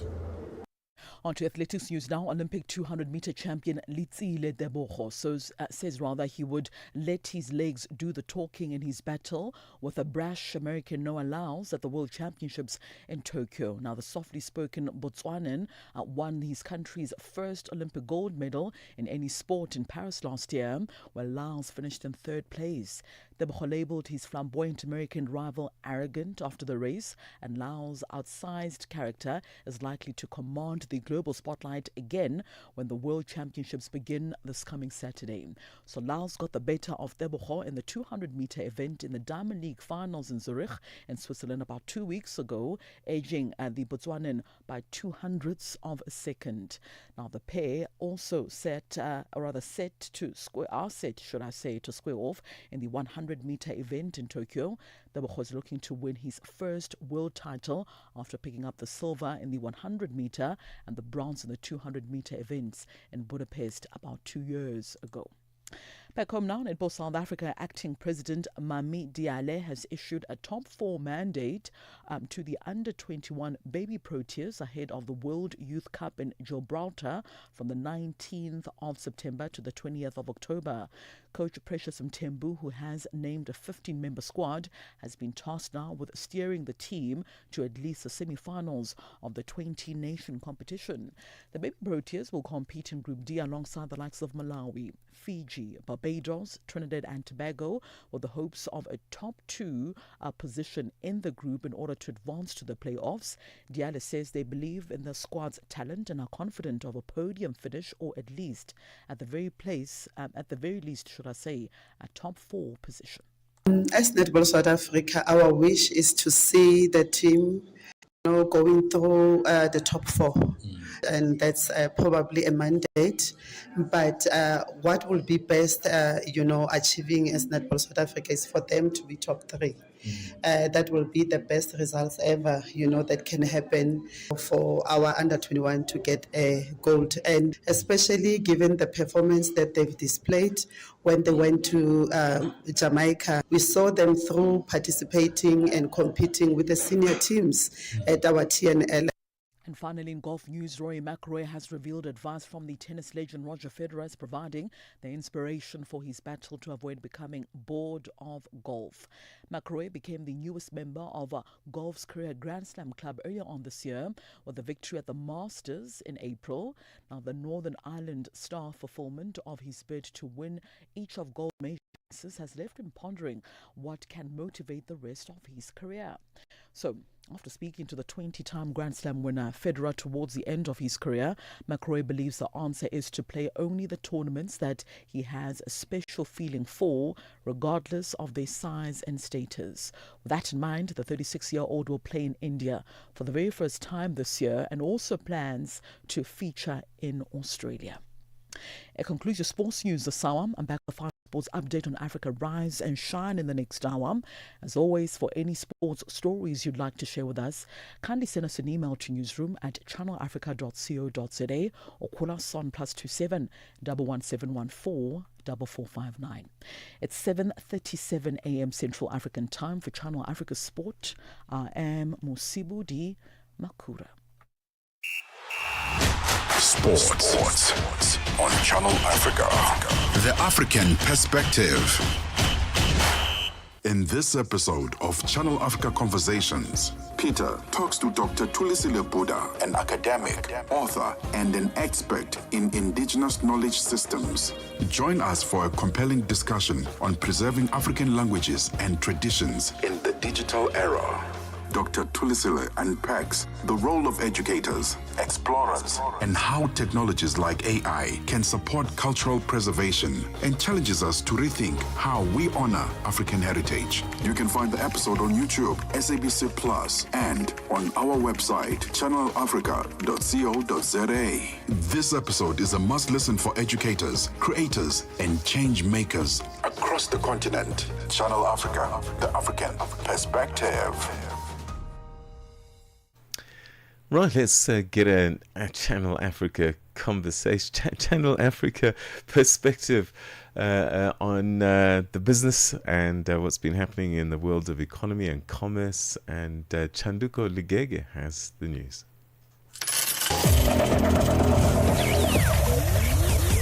Business news on Channel Africa. The African Perspective. Thank you, Peter. Good morning. Malawi has announced plans to import about 200,000 metric tons of maize from neighboring countries to ensure the staple grain's consistent availability on the market during the coming lean season. 5.6 million Malawians are said to be in dire need of maize, which is the country's staple food crop. The Malawi government will use its agency, Agricultural Development and Marketing Corporation, ADMAC, to import maize. ADMAC Limited spokesperson Teresa Chapulapula says funds will come from the treasury. ADMAC Limited, we import 200,000 metric tons of maize into the country.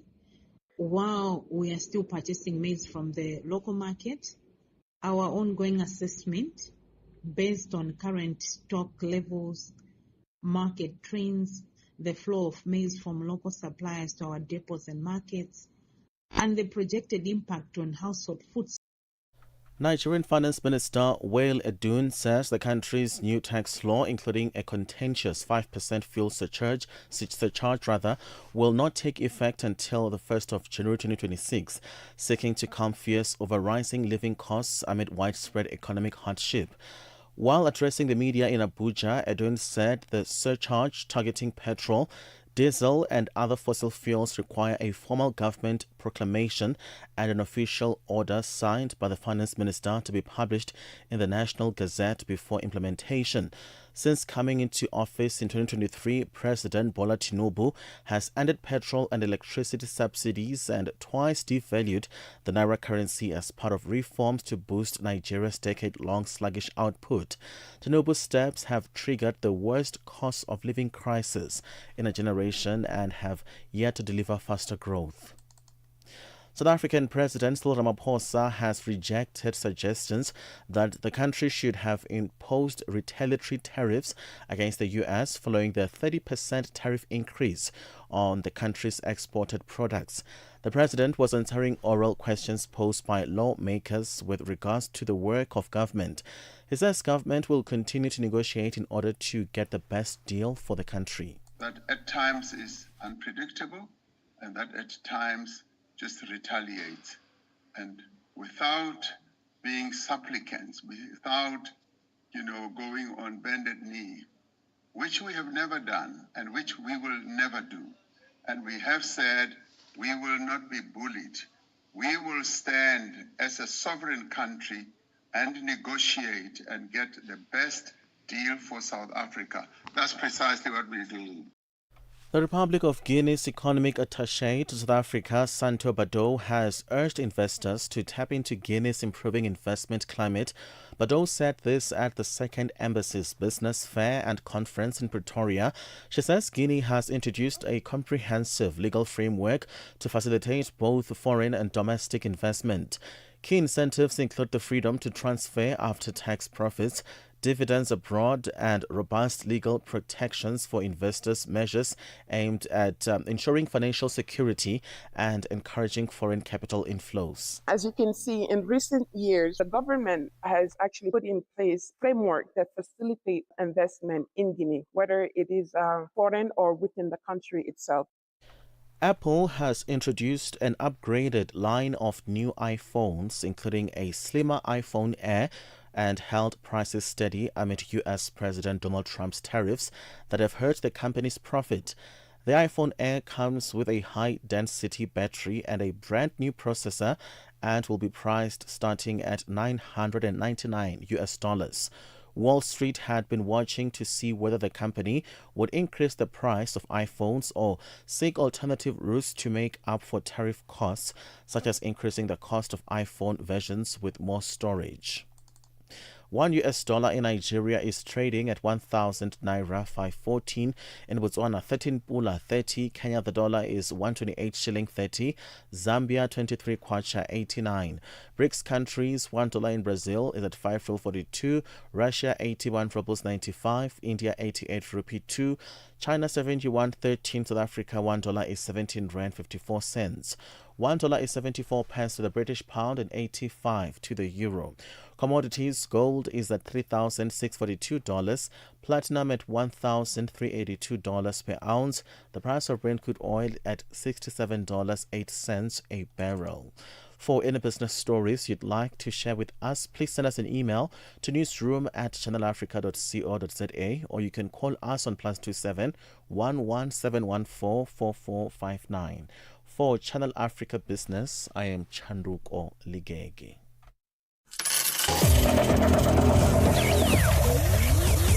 Business News on Channel Africa.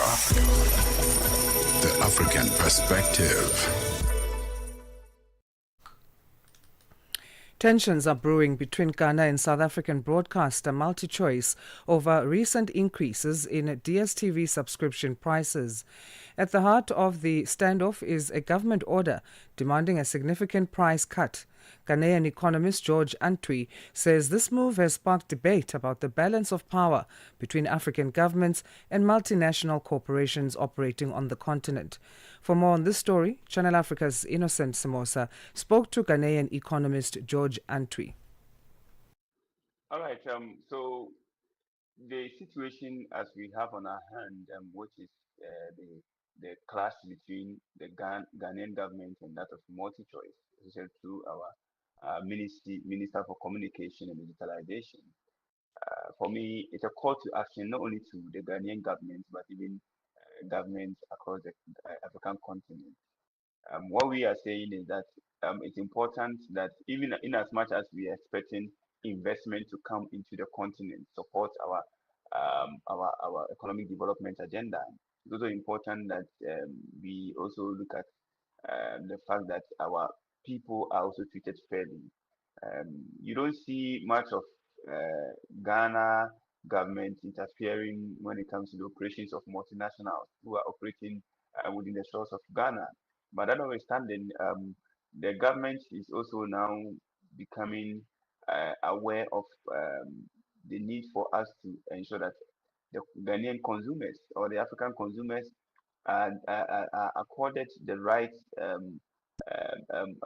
fairness. So, to what extent do you think the strong performance of the Ghanaian cedi justified the government's demand for a 30% price cut? Absolutely justified.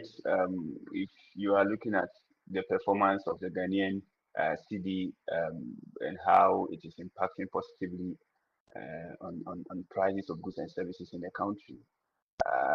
You could see that earlier this year, even around the first quarter, second quarter, even at the end of the second quarter, even in the beginning of the third quarter, the Ghanaian CD was performing around 50% in terms of our appreciation against the major currency, especially the US dollar. So just that alone is a justification that businesses can at least adjust their prices downward, and it is reflecting in price of goods and services across the country. A lot of products and services are seeing some reduction in prices. And George, could Ghana's firm stance set a precedent for other African countries facing similar concerns about DSTV pricing?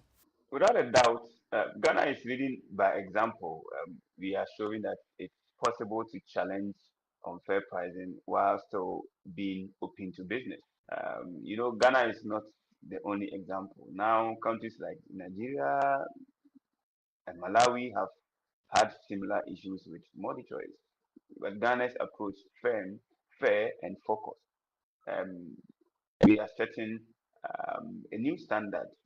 If you succeed in negotiating better prices and still attract investment, it sends a powerful message across the continent that you can protect your people and still grow your economy, and that's possible.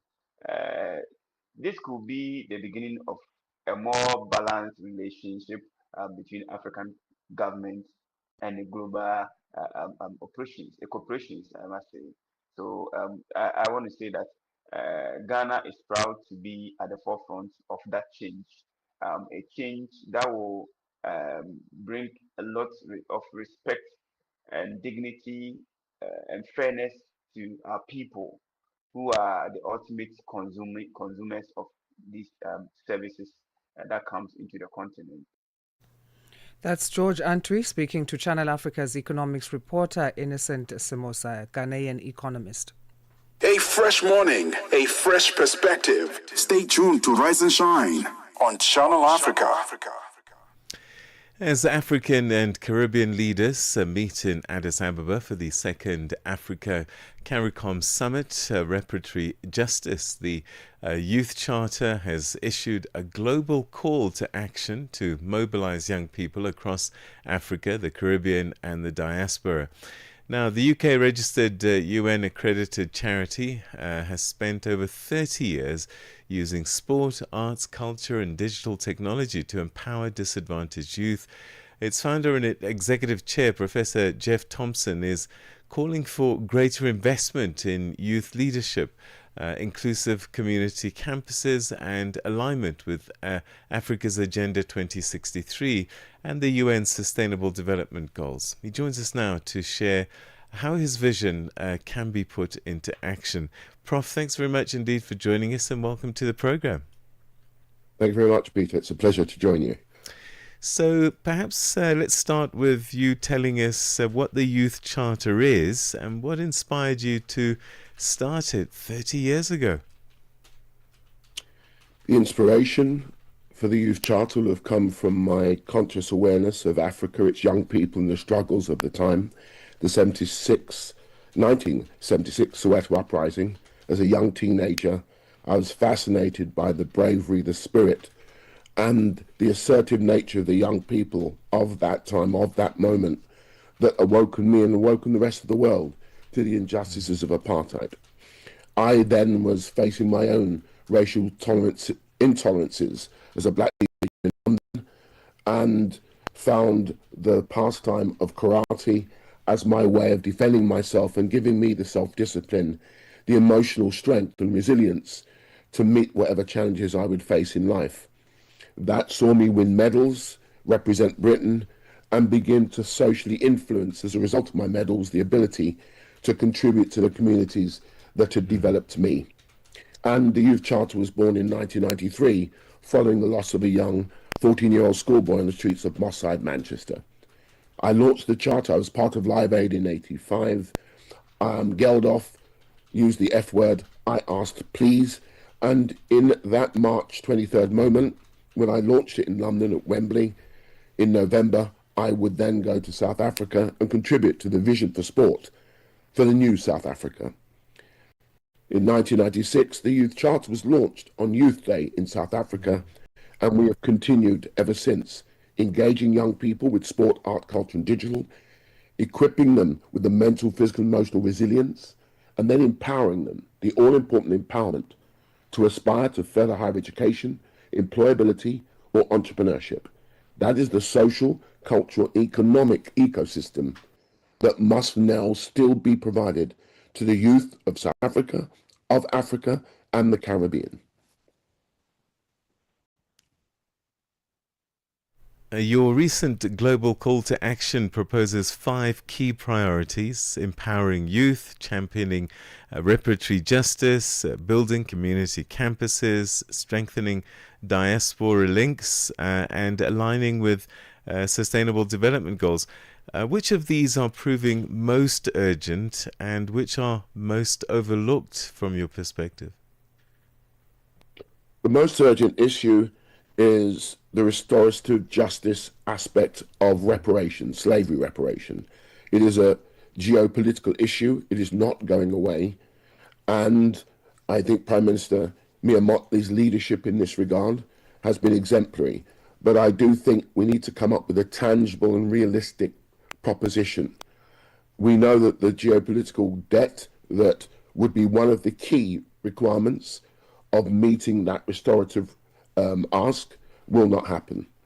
We also know that the reparation payments that could be equitable to the other examples we've seen at the UN, where restorative justice is negotiated, equally will fall into requiring something that gives young people a real sense of hope and opportunity, as well as, I think, reset the relationship and this particular politically thorny issue.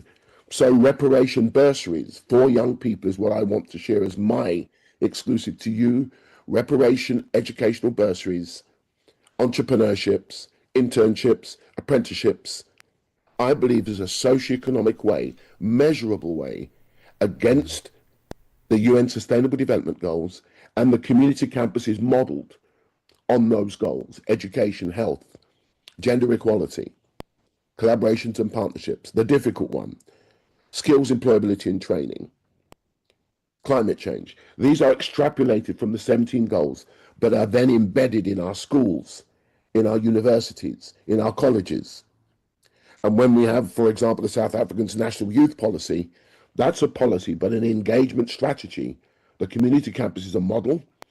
The social coaches, the generational golden thread, rebuilds the trust, confidence, and respect we need to have the youth leadership. So it's a holistic approach, it's an integrated approach, but it's a measurable approach of impact that gives confidence, not by way of donation or charity, but an investment in our young people, which is an investment in our communities. And within the spirit of Ubuntu, me becomes we. We need to reset, we need to recalibrate, we need to represent the very gifts and talents, God-given gifts and talents, that I believe the spirit of Ubuntu provides, and the late President Mandela's political genius of using sport and the arts as the cultural vaccine and antidote to the evils of apartheid, I believe decades on must now redefine itself. Your vision emphasizes strengthening ties between young Africans and Caribbean youth. I wonder, in practical terms, how can they collaborate to build that shared prosperity that you envision? Well, I believe the digital age is already doing that. Mm-hmm. Young people of both continents are already interacting and using their creative gifts to come up with the type of alternative approaches to empowering themselves. And this is one of the great challenges we face as a diaspora. Bringing the African continent with the Caribbean continent, all that were divergent as a result of slavery, has seen empowerment, has seen the ability to look beyond the traditional barriers, the traditional pathways. So they're already being creative. So the digital age, I believe, is something and a medium that has to be encompassed, it has to be embraced, and it had to be utilized. But I think once you have that fueling the ecosystem, and that's why the campus was developed, it's a model, it's a cultural framework, It allows that engagement, equipment, and empowerment for the community, by the community, with the community. Once you create that ecosystem, it is a canvas that allows the creativity to come to the fore. I also believe that the sporting, cultural, and artistic talent that has come from the continent that not only represents Africa, as we'll see in the World Athletics Championships in Tokyo, the African diaspora of talent will be featuring in other countries of the world who have seen their power. We have to use that power because when it inspires, we have to bring real, tangible motivation. And I believe if the African Caribbean alliances that are being built, that is where we can put a tangible plan of engagement, action, empowerment, and impact. All right, and perhaps briefly, if you could speak directly to every young person listening across Africa and the Caribbean and the diaspora, what single message would you want them to carry with them today? Never give up on your dreams. Remember, you are empowered beyond your understanding. Use your gifts wisely. Serve God, work hard, and treat people as you wish to be treated. And never, never, never, ever give up. So many people gave up on me many, many years ago. Many years later, they could only look at me with amazement. They are blessed and talented beyond their understanding. It is for them to challenge us and for us to respond and see generational legacy, truly something that we can be proud of as continents of the diaspora. And on that inspiring note, that's where we're going to have to leave it. Professor Thompson, it's been a pleasure talking to you and listening to your inspirational message. Thank you for having me. Stay blessed. Thank you so much. That's Professor Jeff Thompson, founder and executive chair of the Youth Charter.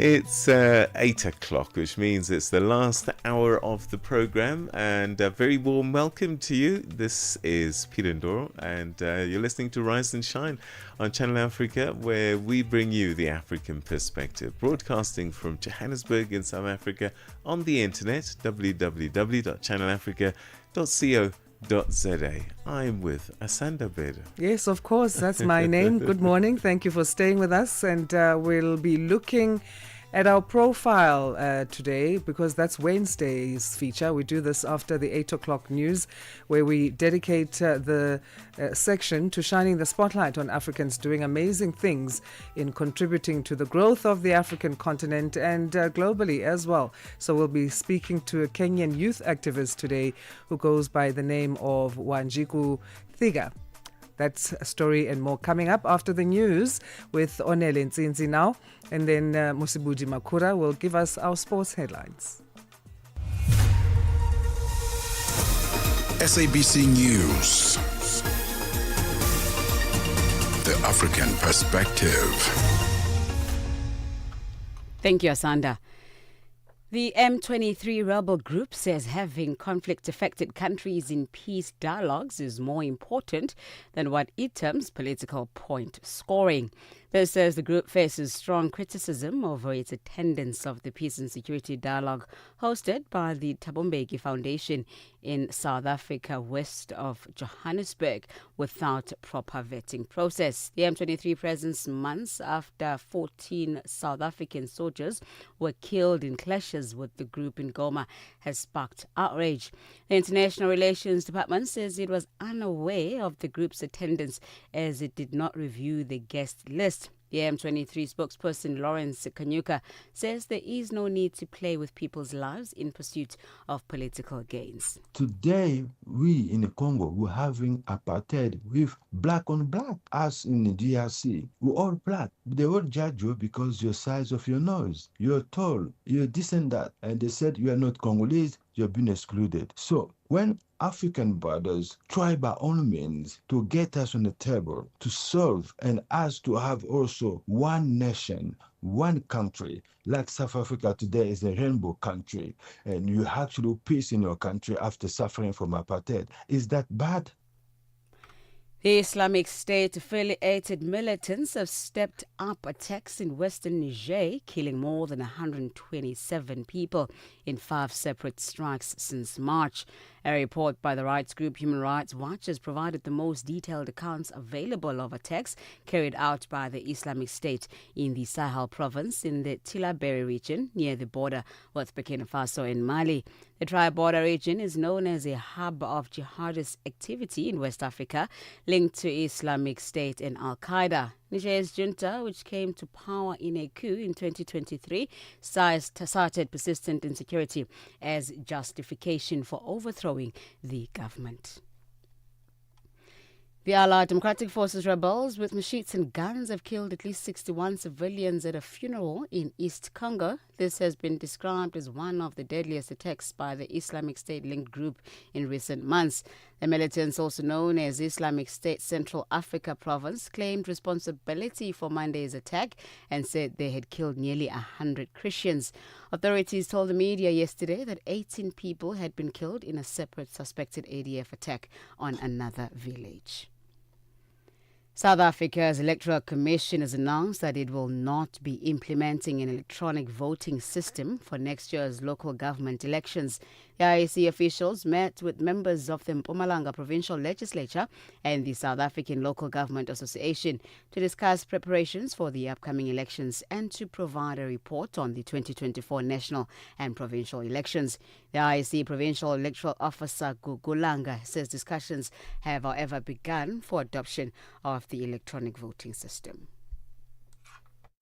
We had a conference that took place in March in Cape Town where a policy discussion document was presented. So the Commission is currently consulting on that. We have a period up until September to do the consultation. Today we're consulting the legislature together with SALGA. Then on the 17th, which is next week, we are consulting civil society across the province. And then on the 18th, we'll be consulting the Mpumalanga House of Traditional and Khoisan leaders. Lastly, the U.S. President Donald Trump says he is unhappy about every aspect of Israel's strikes in Qatar against members of Hamas. He says Israel had not given him enough notice to warn Qatar. The BBC's Sarah Smith reports. Speaking to reporters in Washington last night, he made his displeasure known. It's not a good situation, but I will say this, we want the hostages back, but we are not thrilled about the way that went down today. In a post on his social media site earlier, Mr. Trump wrote that the decision to attack was taken by the Israeli Prime Minister Benjamin Netanyahu and not by him, and that by the time his administration had been notified of the attack, it was too late to stop the bombing. He added that unilaterally bombing Qatar, which he described as a strong ally and friend of the United States, did not advance Israel or America's goals. For any news stories you'd like to share with us, please send us an email to newsroom@channelafrica.co.za or call us at +27 11 714 4459. Channel Africa News, I am Onele Tsinzi. SABC News. The African Perspective. And coming up in your sports news this hour, Egypt held to a goalless draw by Burkina Faso in a World Cup qualifier, while Olympic 200 champion Litsi Letebogo ready to battle his rival, American Noah Lyles. I'll have details on these and other stories at the bottom of the hour. Wake up, Africa.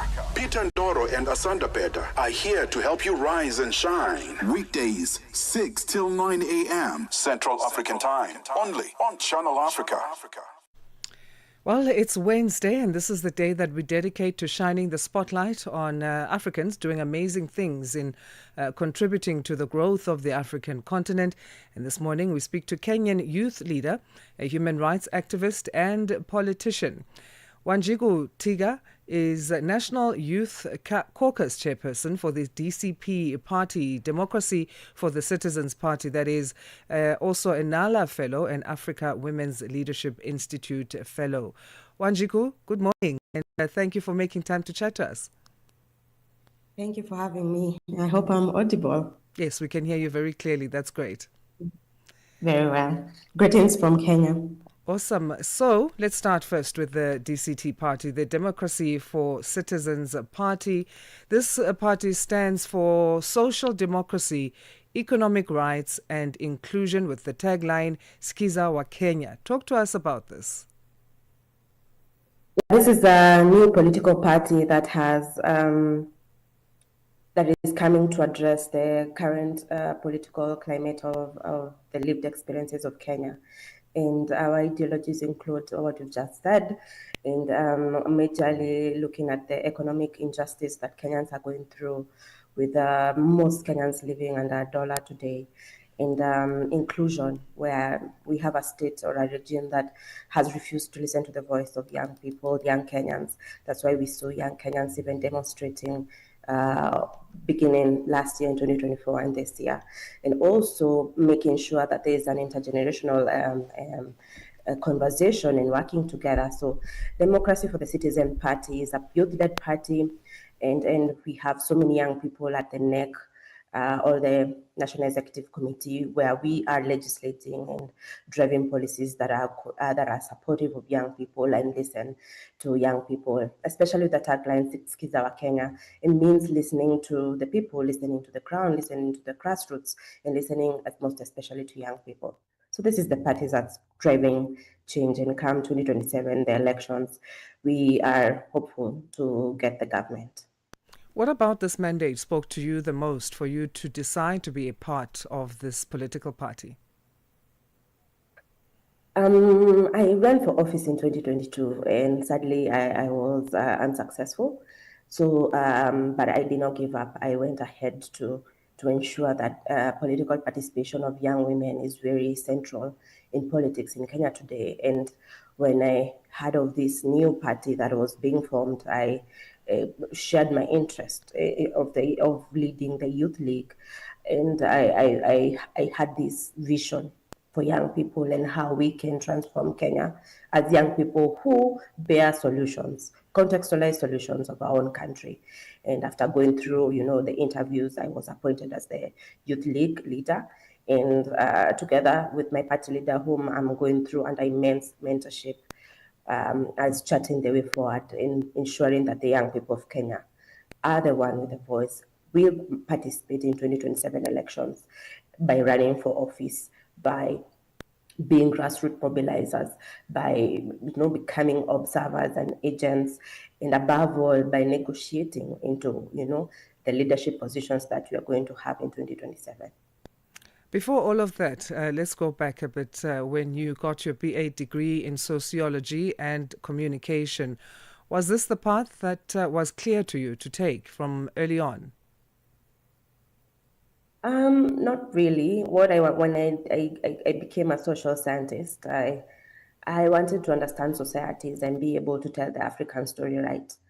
But as I was in university, I started interacting with campus politics, and you see, from then on, as I got into various leadership positions, I realized that truly my ambition is to lead, and with the background of social sciences, it helped me understand law and society. It helped me understand human beings and the interconnectedness with the society, and which has been really helpful for me, because now I not only do I lead from a place of passion, but it's also from a place of education background.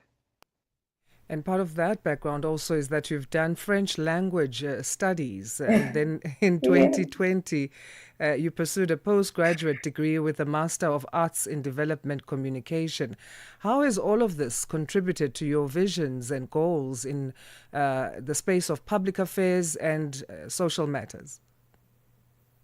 Unfortunately, I don't speak French anymore. I don't practice, and if you don't practice, then you're not able to speak very well. Je parle un peu français. I speak quite little French, but French studies was critical in my communication background, because I've spent a lot of work working around women's rights space where and youth rights space, and I used my social sciences background to write and communicate on behalf of the youth and the women communities. So I had a very special skill that was gender communications, and that's how I've been able to understand um, the pain points of the youth and the women communities, and be able to push for their rights, being able to train young people to help them understand how can you negotiate for spaces, how can you be able to participate in good governance and accountability activities within our counties, within our country, and how can we push for ourselves as a whole community of young people. So this my background, my educational background, has been able to package me as a astute leader who's not only gone through education background but also gone through capacity strengthening initiatives like with the Nala Fem, with the women feminist leadership capacity building in Uganda, and also even in Germany, learning, the peace processes. It's just a way to strengthen my capacity as a leader so that I'm able to lead from a place also of foresight and be able to plan for the future, and also being able to pick the best talent and brains of young people in Kenya so that we can be able to forge a conclusive way forward. And also for negotiation. Like in 2022, as young people were able to negotiate for a ministry that it was a standalone for young people that will just address young people's issues. So this has been very helpful for me as a young leader in Kenya. What does leadership mean to you? And then what does youth leadership add to that narrative? Leadership for me means loving your people. The best example was Jesus Christ in the Bible. He loved his people, and that's how he led. He was the best leader because he loved his people. So leadership for me means loving people and guiding them towards a unified goal. It's also participatory, because if leadership is not participatory, then you won't be able to represent people. You'll have your own imagination of what people want and push for it. But if leadership is participatory, then you're able to lead, to guide people towards what they truly want to see, or what they want and their needs. And for me, as a young leader, and watching what other leaders in Kenya have done before me, there are those who I've truly admired and learned from them, but there are those also I've seen who they are and what they are, and not want to become it. So also through mentorship, but also let me talk about peer mentorship, because we truly underestimate the power of peer leadership and peer mentorship, and it's truly shaped into the leader I am today. And as young women in Kenya, young women in leadership, we've truly put our best foot forward. And at Parliament today, we only have 6% of young women in leadership in Parliament. So for us, for me, especially as the youth league leader, is to ensure young women are able to get party tickets so that we can be able to raise the numbers in Parliament in 2027. It's just gone past 8:15 Central African time. We are in conversation with Wanjiku Thiga, who is a Kenyan youth activist, the National Youth Caucus chairperson for the Democracy for the Citizens Party, if you've just joined us here on Rise and Shine as Channel Africa. Not much is reported, Wanjiku, about your childhood life and your family life. Is that something that is intentional, that information is not out there? And if so, why? Really, maybe not, because I haven't thought about it really, but mainly, in Africa, we truly speak about ourselves post high school. So that's why there's not much of my childhood, but I am a firstborn of 7. I usually say being a firstborn in Africa needs to be part of your CV. I think that's where even leadership begins. So I'm a firstborn of 7, and from my mom, who's a widow and who has taken great courage to work with me as a young woman in politics, because the political space in Kenya, especially right now, is very violent. Therefore, it demands a lot of courage. Let's talk women now, from youth. We've touched a bit on that, but we'll come back to the youth. You have a specialized course in women and leadership, power, identity, and influence, completed not so long ago in 2022. In this current world, what challenges have you noted women in leadership face that are unique to those in leadership in general? I would say embracing women in leadership, especially from an African lens, has been quite a steep hill to climb. Africa is quite patriarchal, and Kenya is no exception. Women have always been viewed best placed in the kitchen. But we see women leading in churches, women leading business. Why can't women be allowed to lead in leadership, in the leadership and political spaces? I would speak to specifically in my example as a young woman who is leading the youth league in a very big political party in Kenya. Many people walk in and very shocked to find it's a young woman who's leading the youth league. They expected a man to be able to be the one leading the youth league, not only a man, even an older man. So not only is the women's space compounded, but we even have the ageism coming into play. So I will speak about also not embracing feminist leadership. And we've seen feminist leadership being a very centered and critical tool to leadership because it promotes empathy, it promotes community-centered governance, it promotes, accountability. And for me, what it has supported me is to be able to have a very important gender lens while I program at the Youth League. And another issue I will also speak to, it's, being underestimated. People truly ignore your presence or love to ignore. Therefore, you have to assert yourself and even at times be aggressive because the political space politics has never been created for a space for women.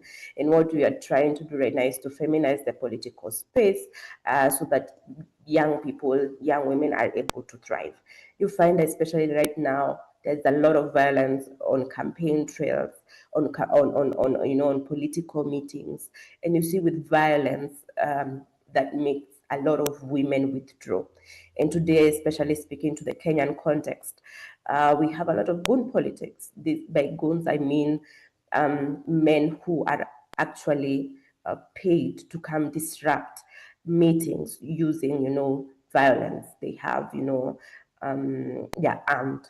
And that means that a lot of women will run away from such a space. Therefore, I find this space still being get kept by men, but we are here still fighting for that space, and we're not leaving. I will also speak about also myself being abducted, arrested, dearrested. You see, yeah. We'll touch on that. I just want to touch also before we get there, the Gears for Change initiative in Kiambu County that you founded. Talk to us about this platform and how you tackle issues of gender equality through it. This is a community-based organization that came out of an urgent need of representation by women and young people in my community. And what we do, especially when it comes to matters of gender equality, is on gender budgeting in our counties. In our counties, we usually have the budget processes, and it's to educate and educate our community how we can participate on community budgeting processes so that we are able to address the issues that are in our communities. Be it at the dispensary, you find sometimes that we have the maternity wing not adequately, equipped. And if women are complaining, then I do the best to explain to them how can we use, because our taxes are used to fund counties and these budgets within the counties. How can we engage our counties? How can we engage the budgeting processes so that it can take care of our needs as young people? How are we ensuring that the money at the counties are addressing our needs as young people? We not only just want money for sports, but funding for young businesses. We talk about also business permits and are they too high that young people are not able to run businesses? So ensuring that communities understand and are engaged with good governance and gender equality, because they're they're very interconnected. And above all, also training our communities that, women leadership should be at the front, because, when women lead with empathy, women lead with a lot of foresight, and that's why they're also supposed to participate. Therefore, it's also a grassroots campaign where it's he for she, getting male champions who champion for women leadership. And it's from a lived experience from when I was running for office in 2022. And there are spaces I couldn't access because I was a young woman. And even further, I was unmarried. Well, still I am, but I was unmarried and I couldn't access some spaces just because I was a woman. So to ensure that women are able to penetrate every space a man can, and are able to negotiate for their, for their bid for leadership at the end of the day, and engage, community gatekeepers such as the pastors, the religious leaders, the security officials. In Kenya, we have things called Nyumba Kumi. It's a community policing program, and, talking to, the administrative systems to push for leadership for both women and men. Speaking of lived experience, and to your point made earlier, you were arrested in July of this year for allegedly organizing protests in Kenya, then later freed by a court in Kiambu on bail. Talk to us about how that day started for you and your account of events during these countrywide protests. Thank you for that question. It's a very, it was a trying time for me. Speaking on the Kiambu incidents, that was the second time being abducted and arrested. Some people call it arrested. I call it abduction because I was grabbed after getting in, after leaving court. I had just been granted a bail in bond, and I knew I had secured my freedom and I'd be able to have a chance to fight for myself. Therefore, just to give a background, you see, in 2024, June 25th, young people went to the streets because they were tired of being unheard. They were tired of a regime that promised young people heaven but gave them hell. And young people went to streets to protest the blatant corruption that was ongoing in Kenya and still is. And on 25th, on this year, on 25th June, I also went out to, to have a memorial for young people. The state has always and forever ignored and never admitted that they killed over 60 young people on 2024 Fateful Day. Therefore, for us this year, I went out like every young person to memorize the young people who were killed. Therefore, I was arrested because I am a young leader at a national platform. I was arrested and I was told that I organized goons, over 1,000 goons, to destroy law courts in my constituency and to destroy police stations, which was untrue. I did not organize such things. I went out as every young person to memorize young people.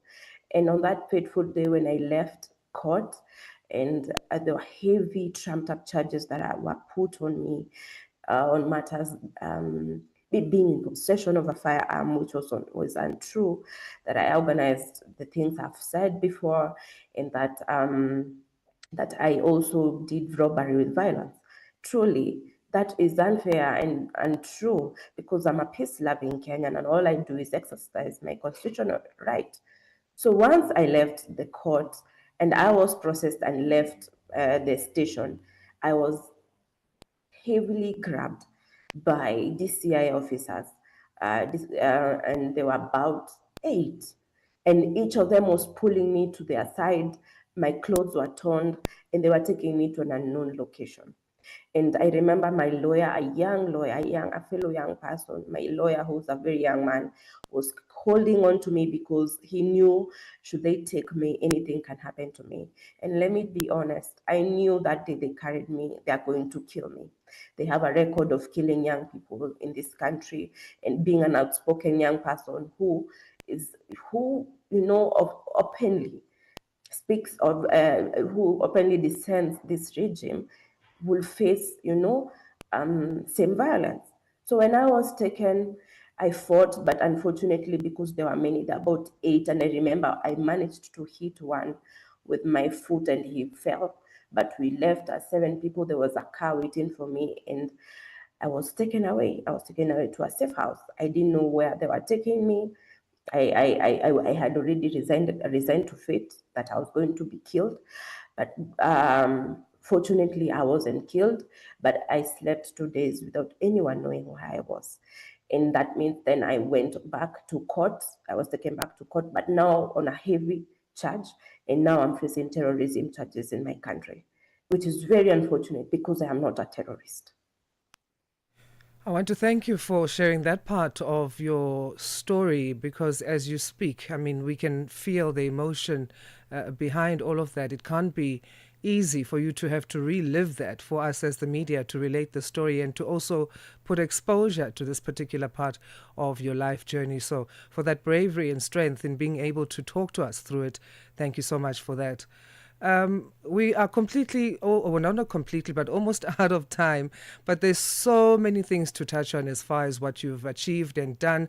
And before we let you go, I just want to touch on this particular questions in terms of the lessons that you think Kenya's law enforcement needs to take from, global strategies as far as you are, as far as you believe. You've trained in Germany on non-violence and armed conflict. What can you take from what you were exposed there that you believe law enforcement in Kenya can take away? You see, I spent 3 weeks away in cells, and I was in fact taken to a maximum security prison also for about a week. So being away for 4 weeks, it gave me time to really think, reflect from the training I had in Germany. And, it is about, non-violent actions. And I was facing violence. And I asked myself truly, how fair is it that I'm fighting violence with non-violent, ways? And I've come to truly accept that it can work. What I'm saying is, actions such as justice, giving justice to young people, is something that I'm asking our forces to apply, because that's also, a non-violent action. And when you give people justice, like for me, if I got justice because I've been unfairly charged. If the young people who were killed, they were given justice by having the people who killed them brought to account. The government right now is talking about compensation, but compensation must come after, justice. Therefore, justice is a non-violent action that truly can mend ways, and transitional, reconciliation measures are a way of bridging the divide that the state right now is going through with young people. That is also another non-violent action that we can use. Therefore, for me, is to urge our state to give justice to young people. The people who killed these young people, actually, we saw them. We have videos of them. We have them, their pictures. And also, some have not even been brought to book. So if those actions are made, then families can start, healing, and the process of grieving can be made even better. And even dropping terrorism charges on people like me, who truly were not terrorists, but people who love their country and exercise in their constitution. Wanjiku, we are completely out of time now. I have to thank you again for your time and your bravery. And on to the 2027 elections. I'm sure we'll be catching up before that time. Yes. I'm happy to be here with you again. Thank you for having me. It's our pleasure. Wanjiku Thiga is National Youth Caucus Chairperson for the Democracy for the Citizens Party, or DCP, Nala Fellow, and Africa Women's Leadership Institute Fellow. Doing amazing things, she is. 8:31 Central African Time. Let's get our news headlines. Here's Onele Nzinzi. SABC News. Headlines. The African Perspective. Thank you, Asanda. The M23 rebel group says having conflict-affected countries in peace dialogues is more important than what it terms political point scoring. This as the group faces strong criticism over its attendance of the Peace and Security Dialogue hosted by the Thabo Mbeki Foundation in South Africa without a proper vetting process. South Africa's acting police minister, Professor Feroz Kachalia, says crime, intelligence and detective services are two areas within policing which need further resourcing if South Africa is to win the battle against gangsterism and organized crime. And a BBC investigation has found that the firm providing armed security to guard sites where aid is distributed in Gaza has used members of a U.S. biker gang with a history of hostility to Islam. Channel Africa News, I am Onele Tsinzi. SABC News. Headlines. The African Perspective. Right, let's take a look and see what's been happening in the world of sport. There's lots of international football that's been taking place as people try and qualify for the World Cup finals next year. At the desk, we say good morning to Musibudi Makura. Sports on Channel Africa.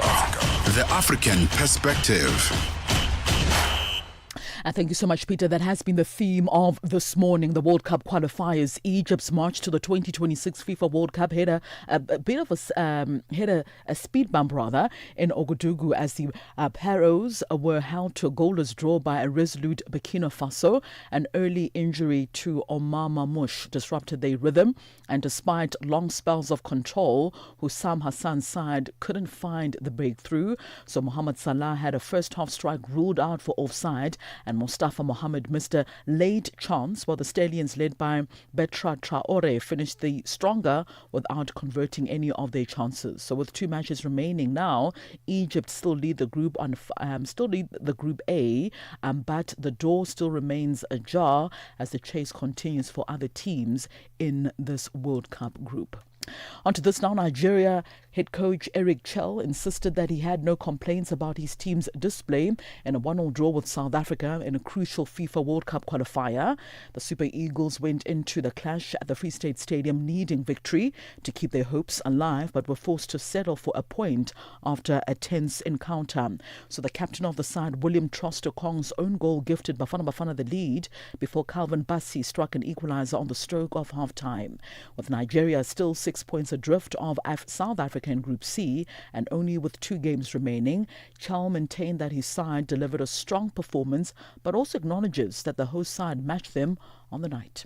Like I said, this is difficult to come here and to hope a win, because like you said, this team is very good. The wingers are very fast. The striker keep the ball. During this game, like I said, we made just 10 seconds. We were not in the good position, and they killed us. So after that, we're coming back in this game because we were ready for that. So because our state of mind. At the same time, Nigeria must still face the likes of Lesotho as well as Benin, with the hope that Bafana drop points away to Zimbabwe as well as Rwanda. Chol knows that their fate hasn't been in their own hands for quite some time. So we are professional. So it's the games, and for sure, this player want to win these 2 games. For now, actually, at this moment, it's difficult for us because we wanted to win, and I think we did everything. So In 1 month, we have the two last game. A lot of things can happen in 1 month, and for sure, a lot of things about. On to this now. Olympic 200-meter champion Litsile Tebogo says he would like his legs to do the talking in his battle with brash American Noah Niles at the World Championships in Tokyo. The softly spoken Botswanan won the country's first Olympic gold medal in any sport in Paris last year, where Niles finished in third.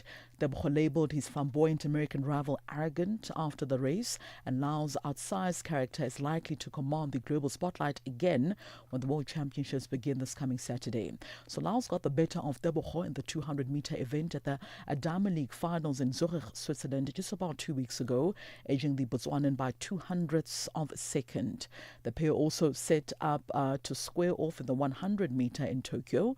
Tebogo is looking to win his first world title after picking up the silver in the 100-meter, the bronze in the 200-meter events in Budapest about 2 years ago. And finally, in motorsports, Oscar Piastri as well as Lando Norris have stated that they would still obey any McLaren team orders in a potentially title-deciding final races of the 2025 Formula One season following their late swap at the Italian Grand Prix this weekend.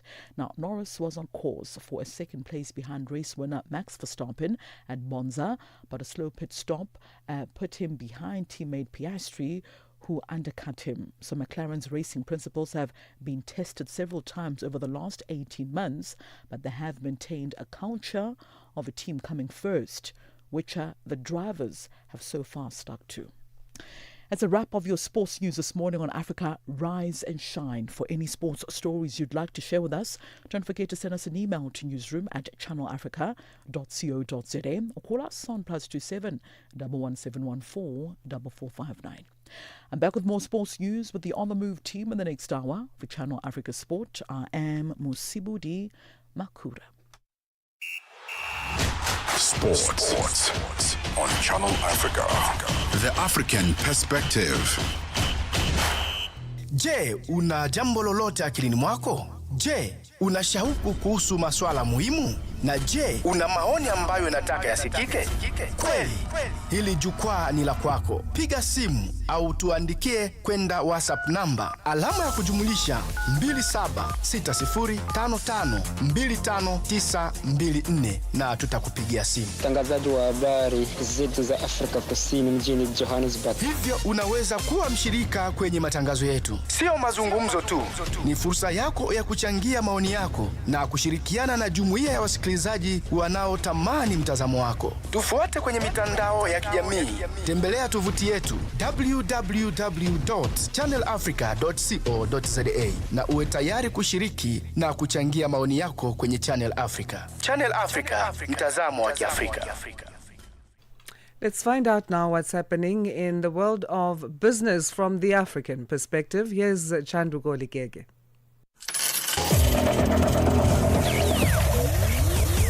Business news on Channel Africa. The African Perspective. Thank you, Asanda. Good morning. Malawi has announced plans to import about 200,000 metric tons of maize from neighboring countries to ensure the staple grain's consistent availability on the market during the coming lean season. 5.6 million Malawians are said to be in dire need of the maize, which is the country's staple food crop. The Malawi government will use its agency, Agricultural Development and Marketing Corporation, ADMAC, to import maize. ADMAC Limited spokesperson Teresa Chapulapula says funds will come from Treasury. ADMAC Limited, we import 200,000 metric tons of maize into the country.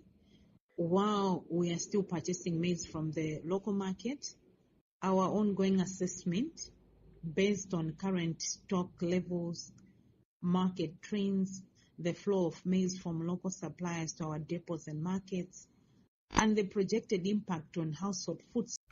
Data from Egypt's statistics agency CAPMAS says the country's annual urban consumer price inflation slowed to 12% in August from 13.9% in July. The median forecast of 13 analysts polled by Reuters was for annual urban consumer inflation to have eased to 12.7% from 13.9% in July, continuing a downward trend over the last 2 years as the government tightens its monetary policy. Annual inflation has plunged from a record 38% in September 2023, helped by an $8 billion financial support package signed by the International Monetary Fund in March 2024.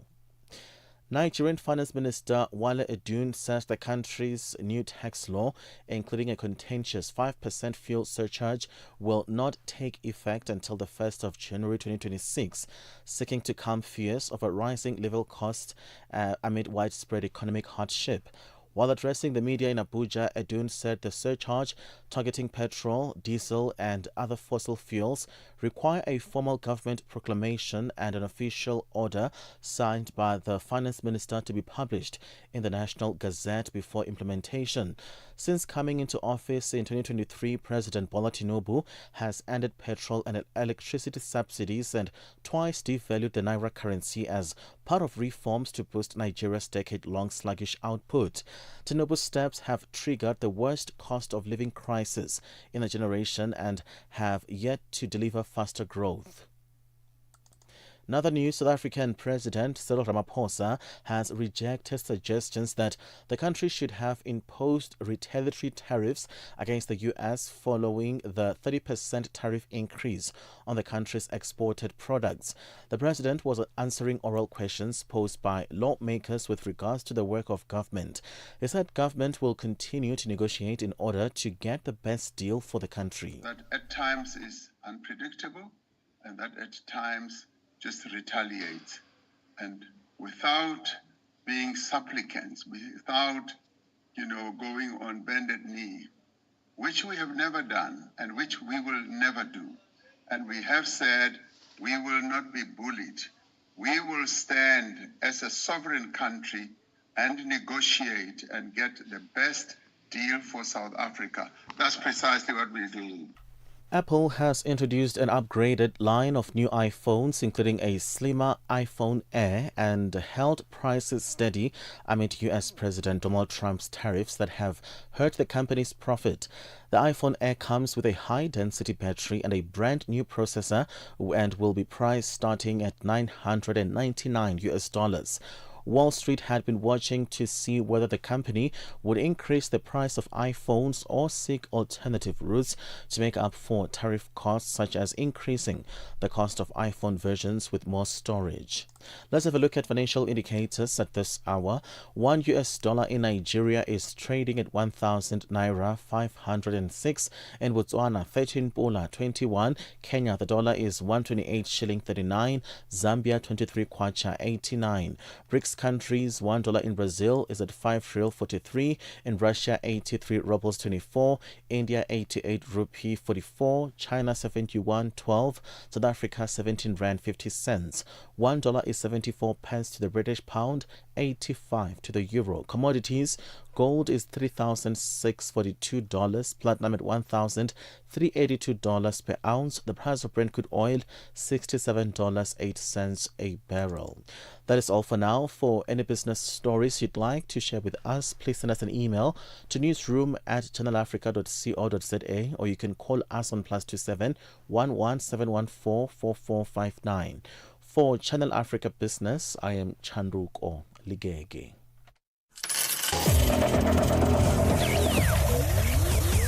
Business news on Channel Africa. The African perspective. West Africa is urbanizing faster than almost any other region in the world, creating both pressing challenges and opportunities. With Nigeria's infrastructure market valued at more than $600 billion, governments and businesses are looking for solutions that can expand capacity while promoting sustainability. To explore these opportunities, DMG Events will launch 2 industry platforms in Lagos next April, the West Africa Infrastructure Expo and HVACR Nigeria. Channel Africa's Lebogang Mabange has the story. The two expos are expected to bring together governments, investors, and industry leaders to discuss how infrastructure and sustainable technology can support the region's rapid urbanization. Josine Heymans, Senior Vice President for Construction at DMG Events, says global collaboration will be key. International partnerships are absolutely central. As we all know, Nigeria has a vast pipeline of infrastructure projects, but to unlock them, this requires capital, this requires technical expertise, the transfer of technology and global best practices.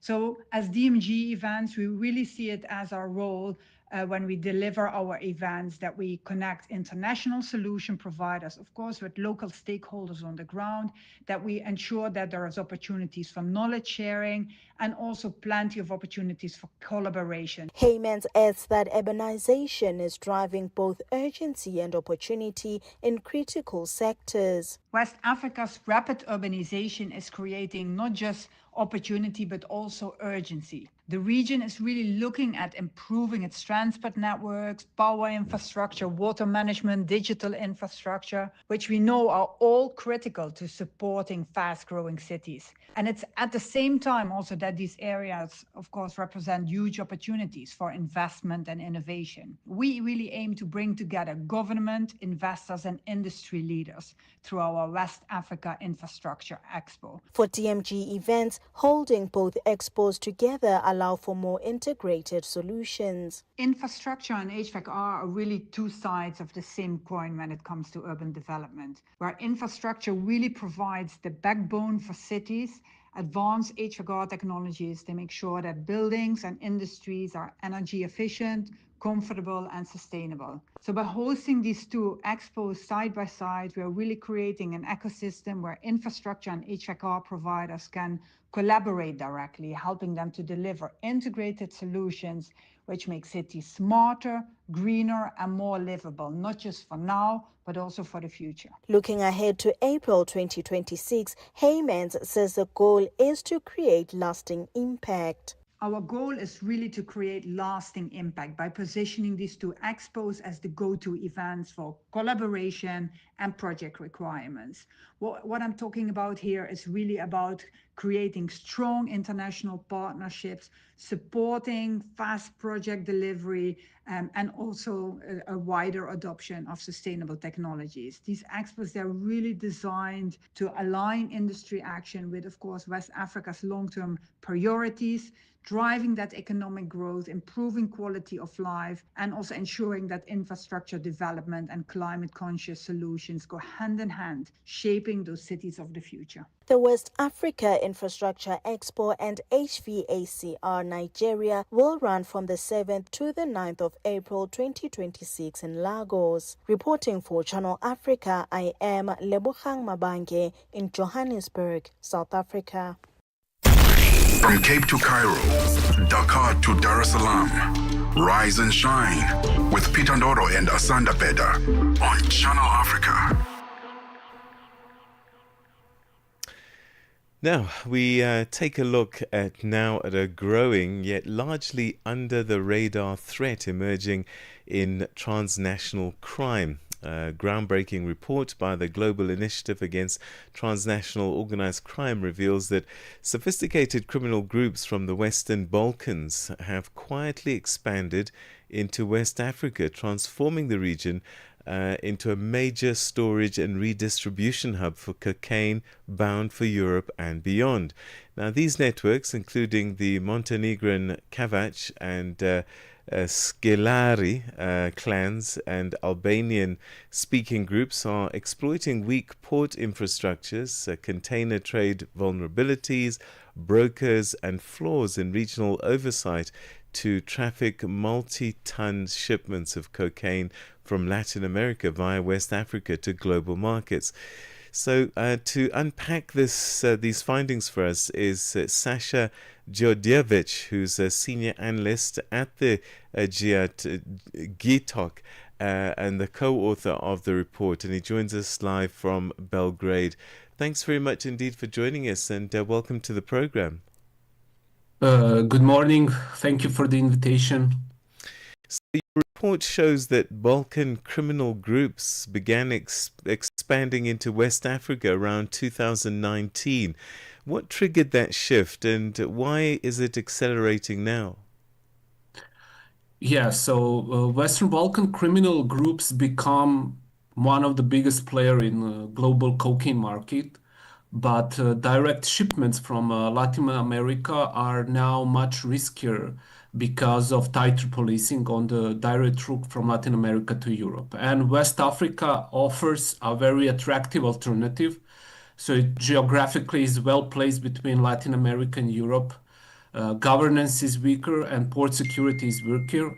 But on the other hand, the transport links are expanding. There are huge investment in transport, especially in port transport in Western Africa. And that's why, especially since 2019, that combination of this factor has made the West Africa region a perfect logistic hub for storing, repackaging, and shipping cocaine from West Africa to Europe, but there are also like other destinations as Asia and later like also Australia.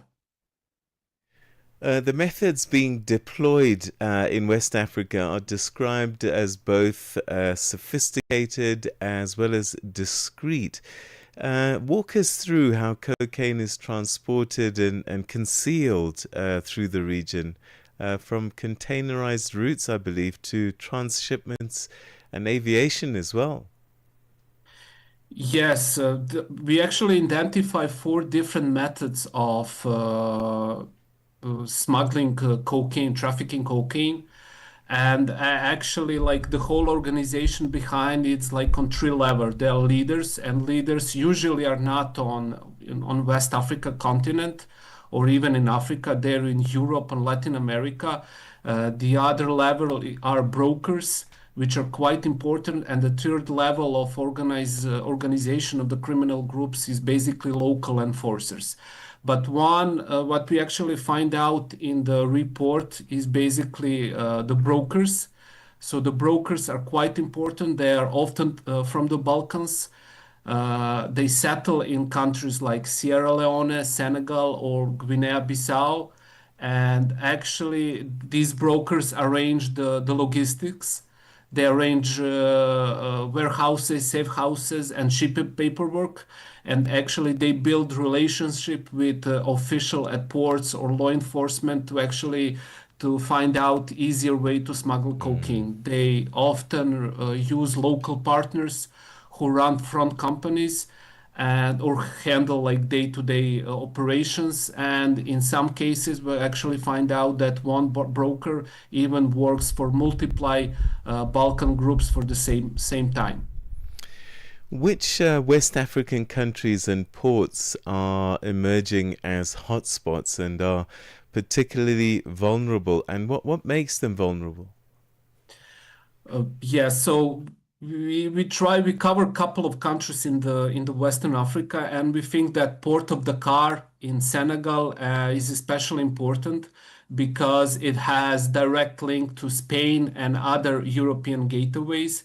Another port is Freetown in Sierra Leone. It's another key port, and also Capo Verde out in the Atlantic is often used for refueling and transshipment point. And there were a couple of big seizures, multi-ton seizures by law enforcement in Capo Verde that involve criminal groups from Montenegro. And basically those ports that have quite good link with European ports are quite important for not only for the criminal groups from the Western Balkans, but also other criminal groups. Another key element why they are like risky is because of weak port security or like more corruption risk in ports and law enforcement, especially in customs.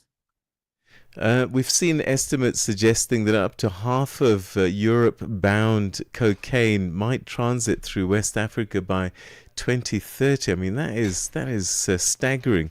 How realistic then can a fight against this be? Yeah, actually, right now we receive information that around 30% of cocaine shipment from Latin America to Europe goes to West Africa.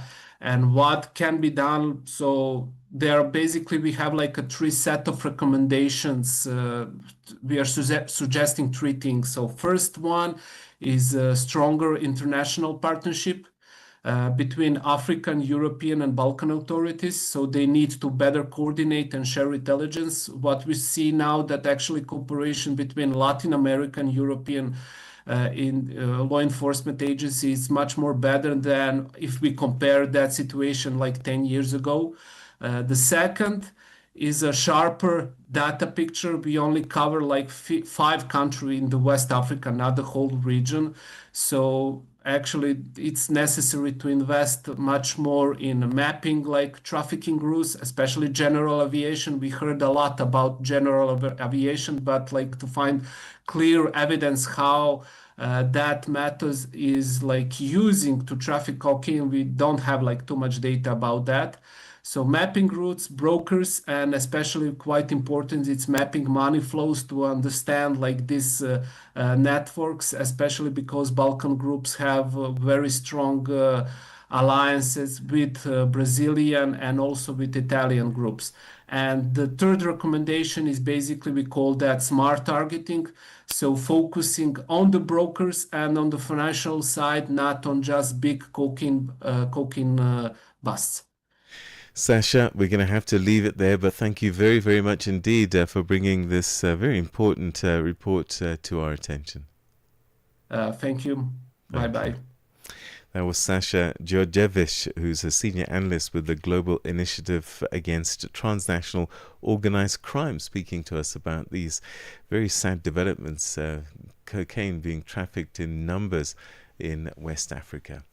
Well, we have a special show, award-winning show that happens after the 9 o'clock news with Benjamin and Palesa. And Benjamin is here to tell us what's happening on the move. Good morning. Hey, good morning, guys. Morning. We have a very interesting one that I'll just push forward to you guys.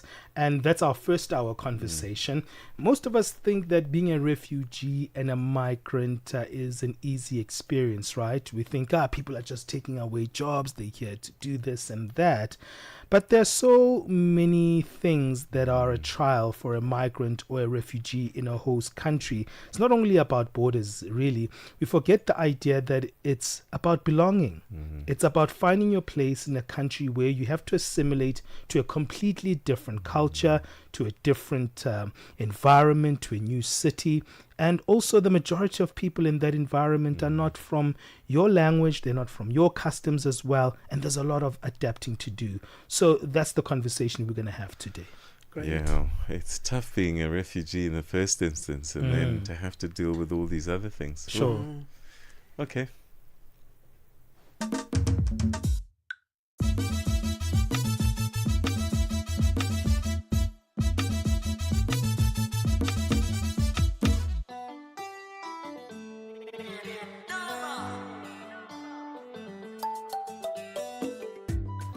That's how we come to the end of Africa Rise and Shine on this Wednesday, the 10th of September. Of course, stay tuned for On the Move after the show. My name is Asanda Beda. It's goodbye from me and... me, Peter Ndoro. Have an awesome day. The news is next with Onelen Sinsi, and that'll be followed by the sports headlines with Musibudi Makura. Until tomorrow, have an awesome, awesome day, everyone. Bye-bye. Bye.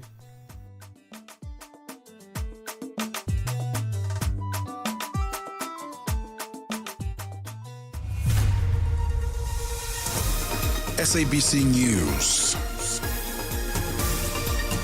The African Perspective. Thank you, Peter. Looking at your top stories, the M23 faces strong criticism over its attendance of the Peace and Security Dialogue, and the U.S. back a gang providing armed security to guard in Gaza. Your latest news. Greetings to our listeners. The M23 rebel group said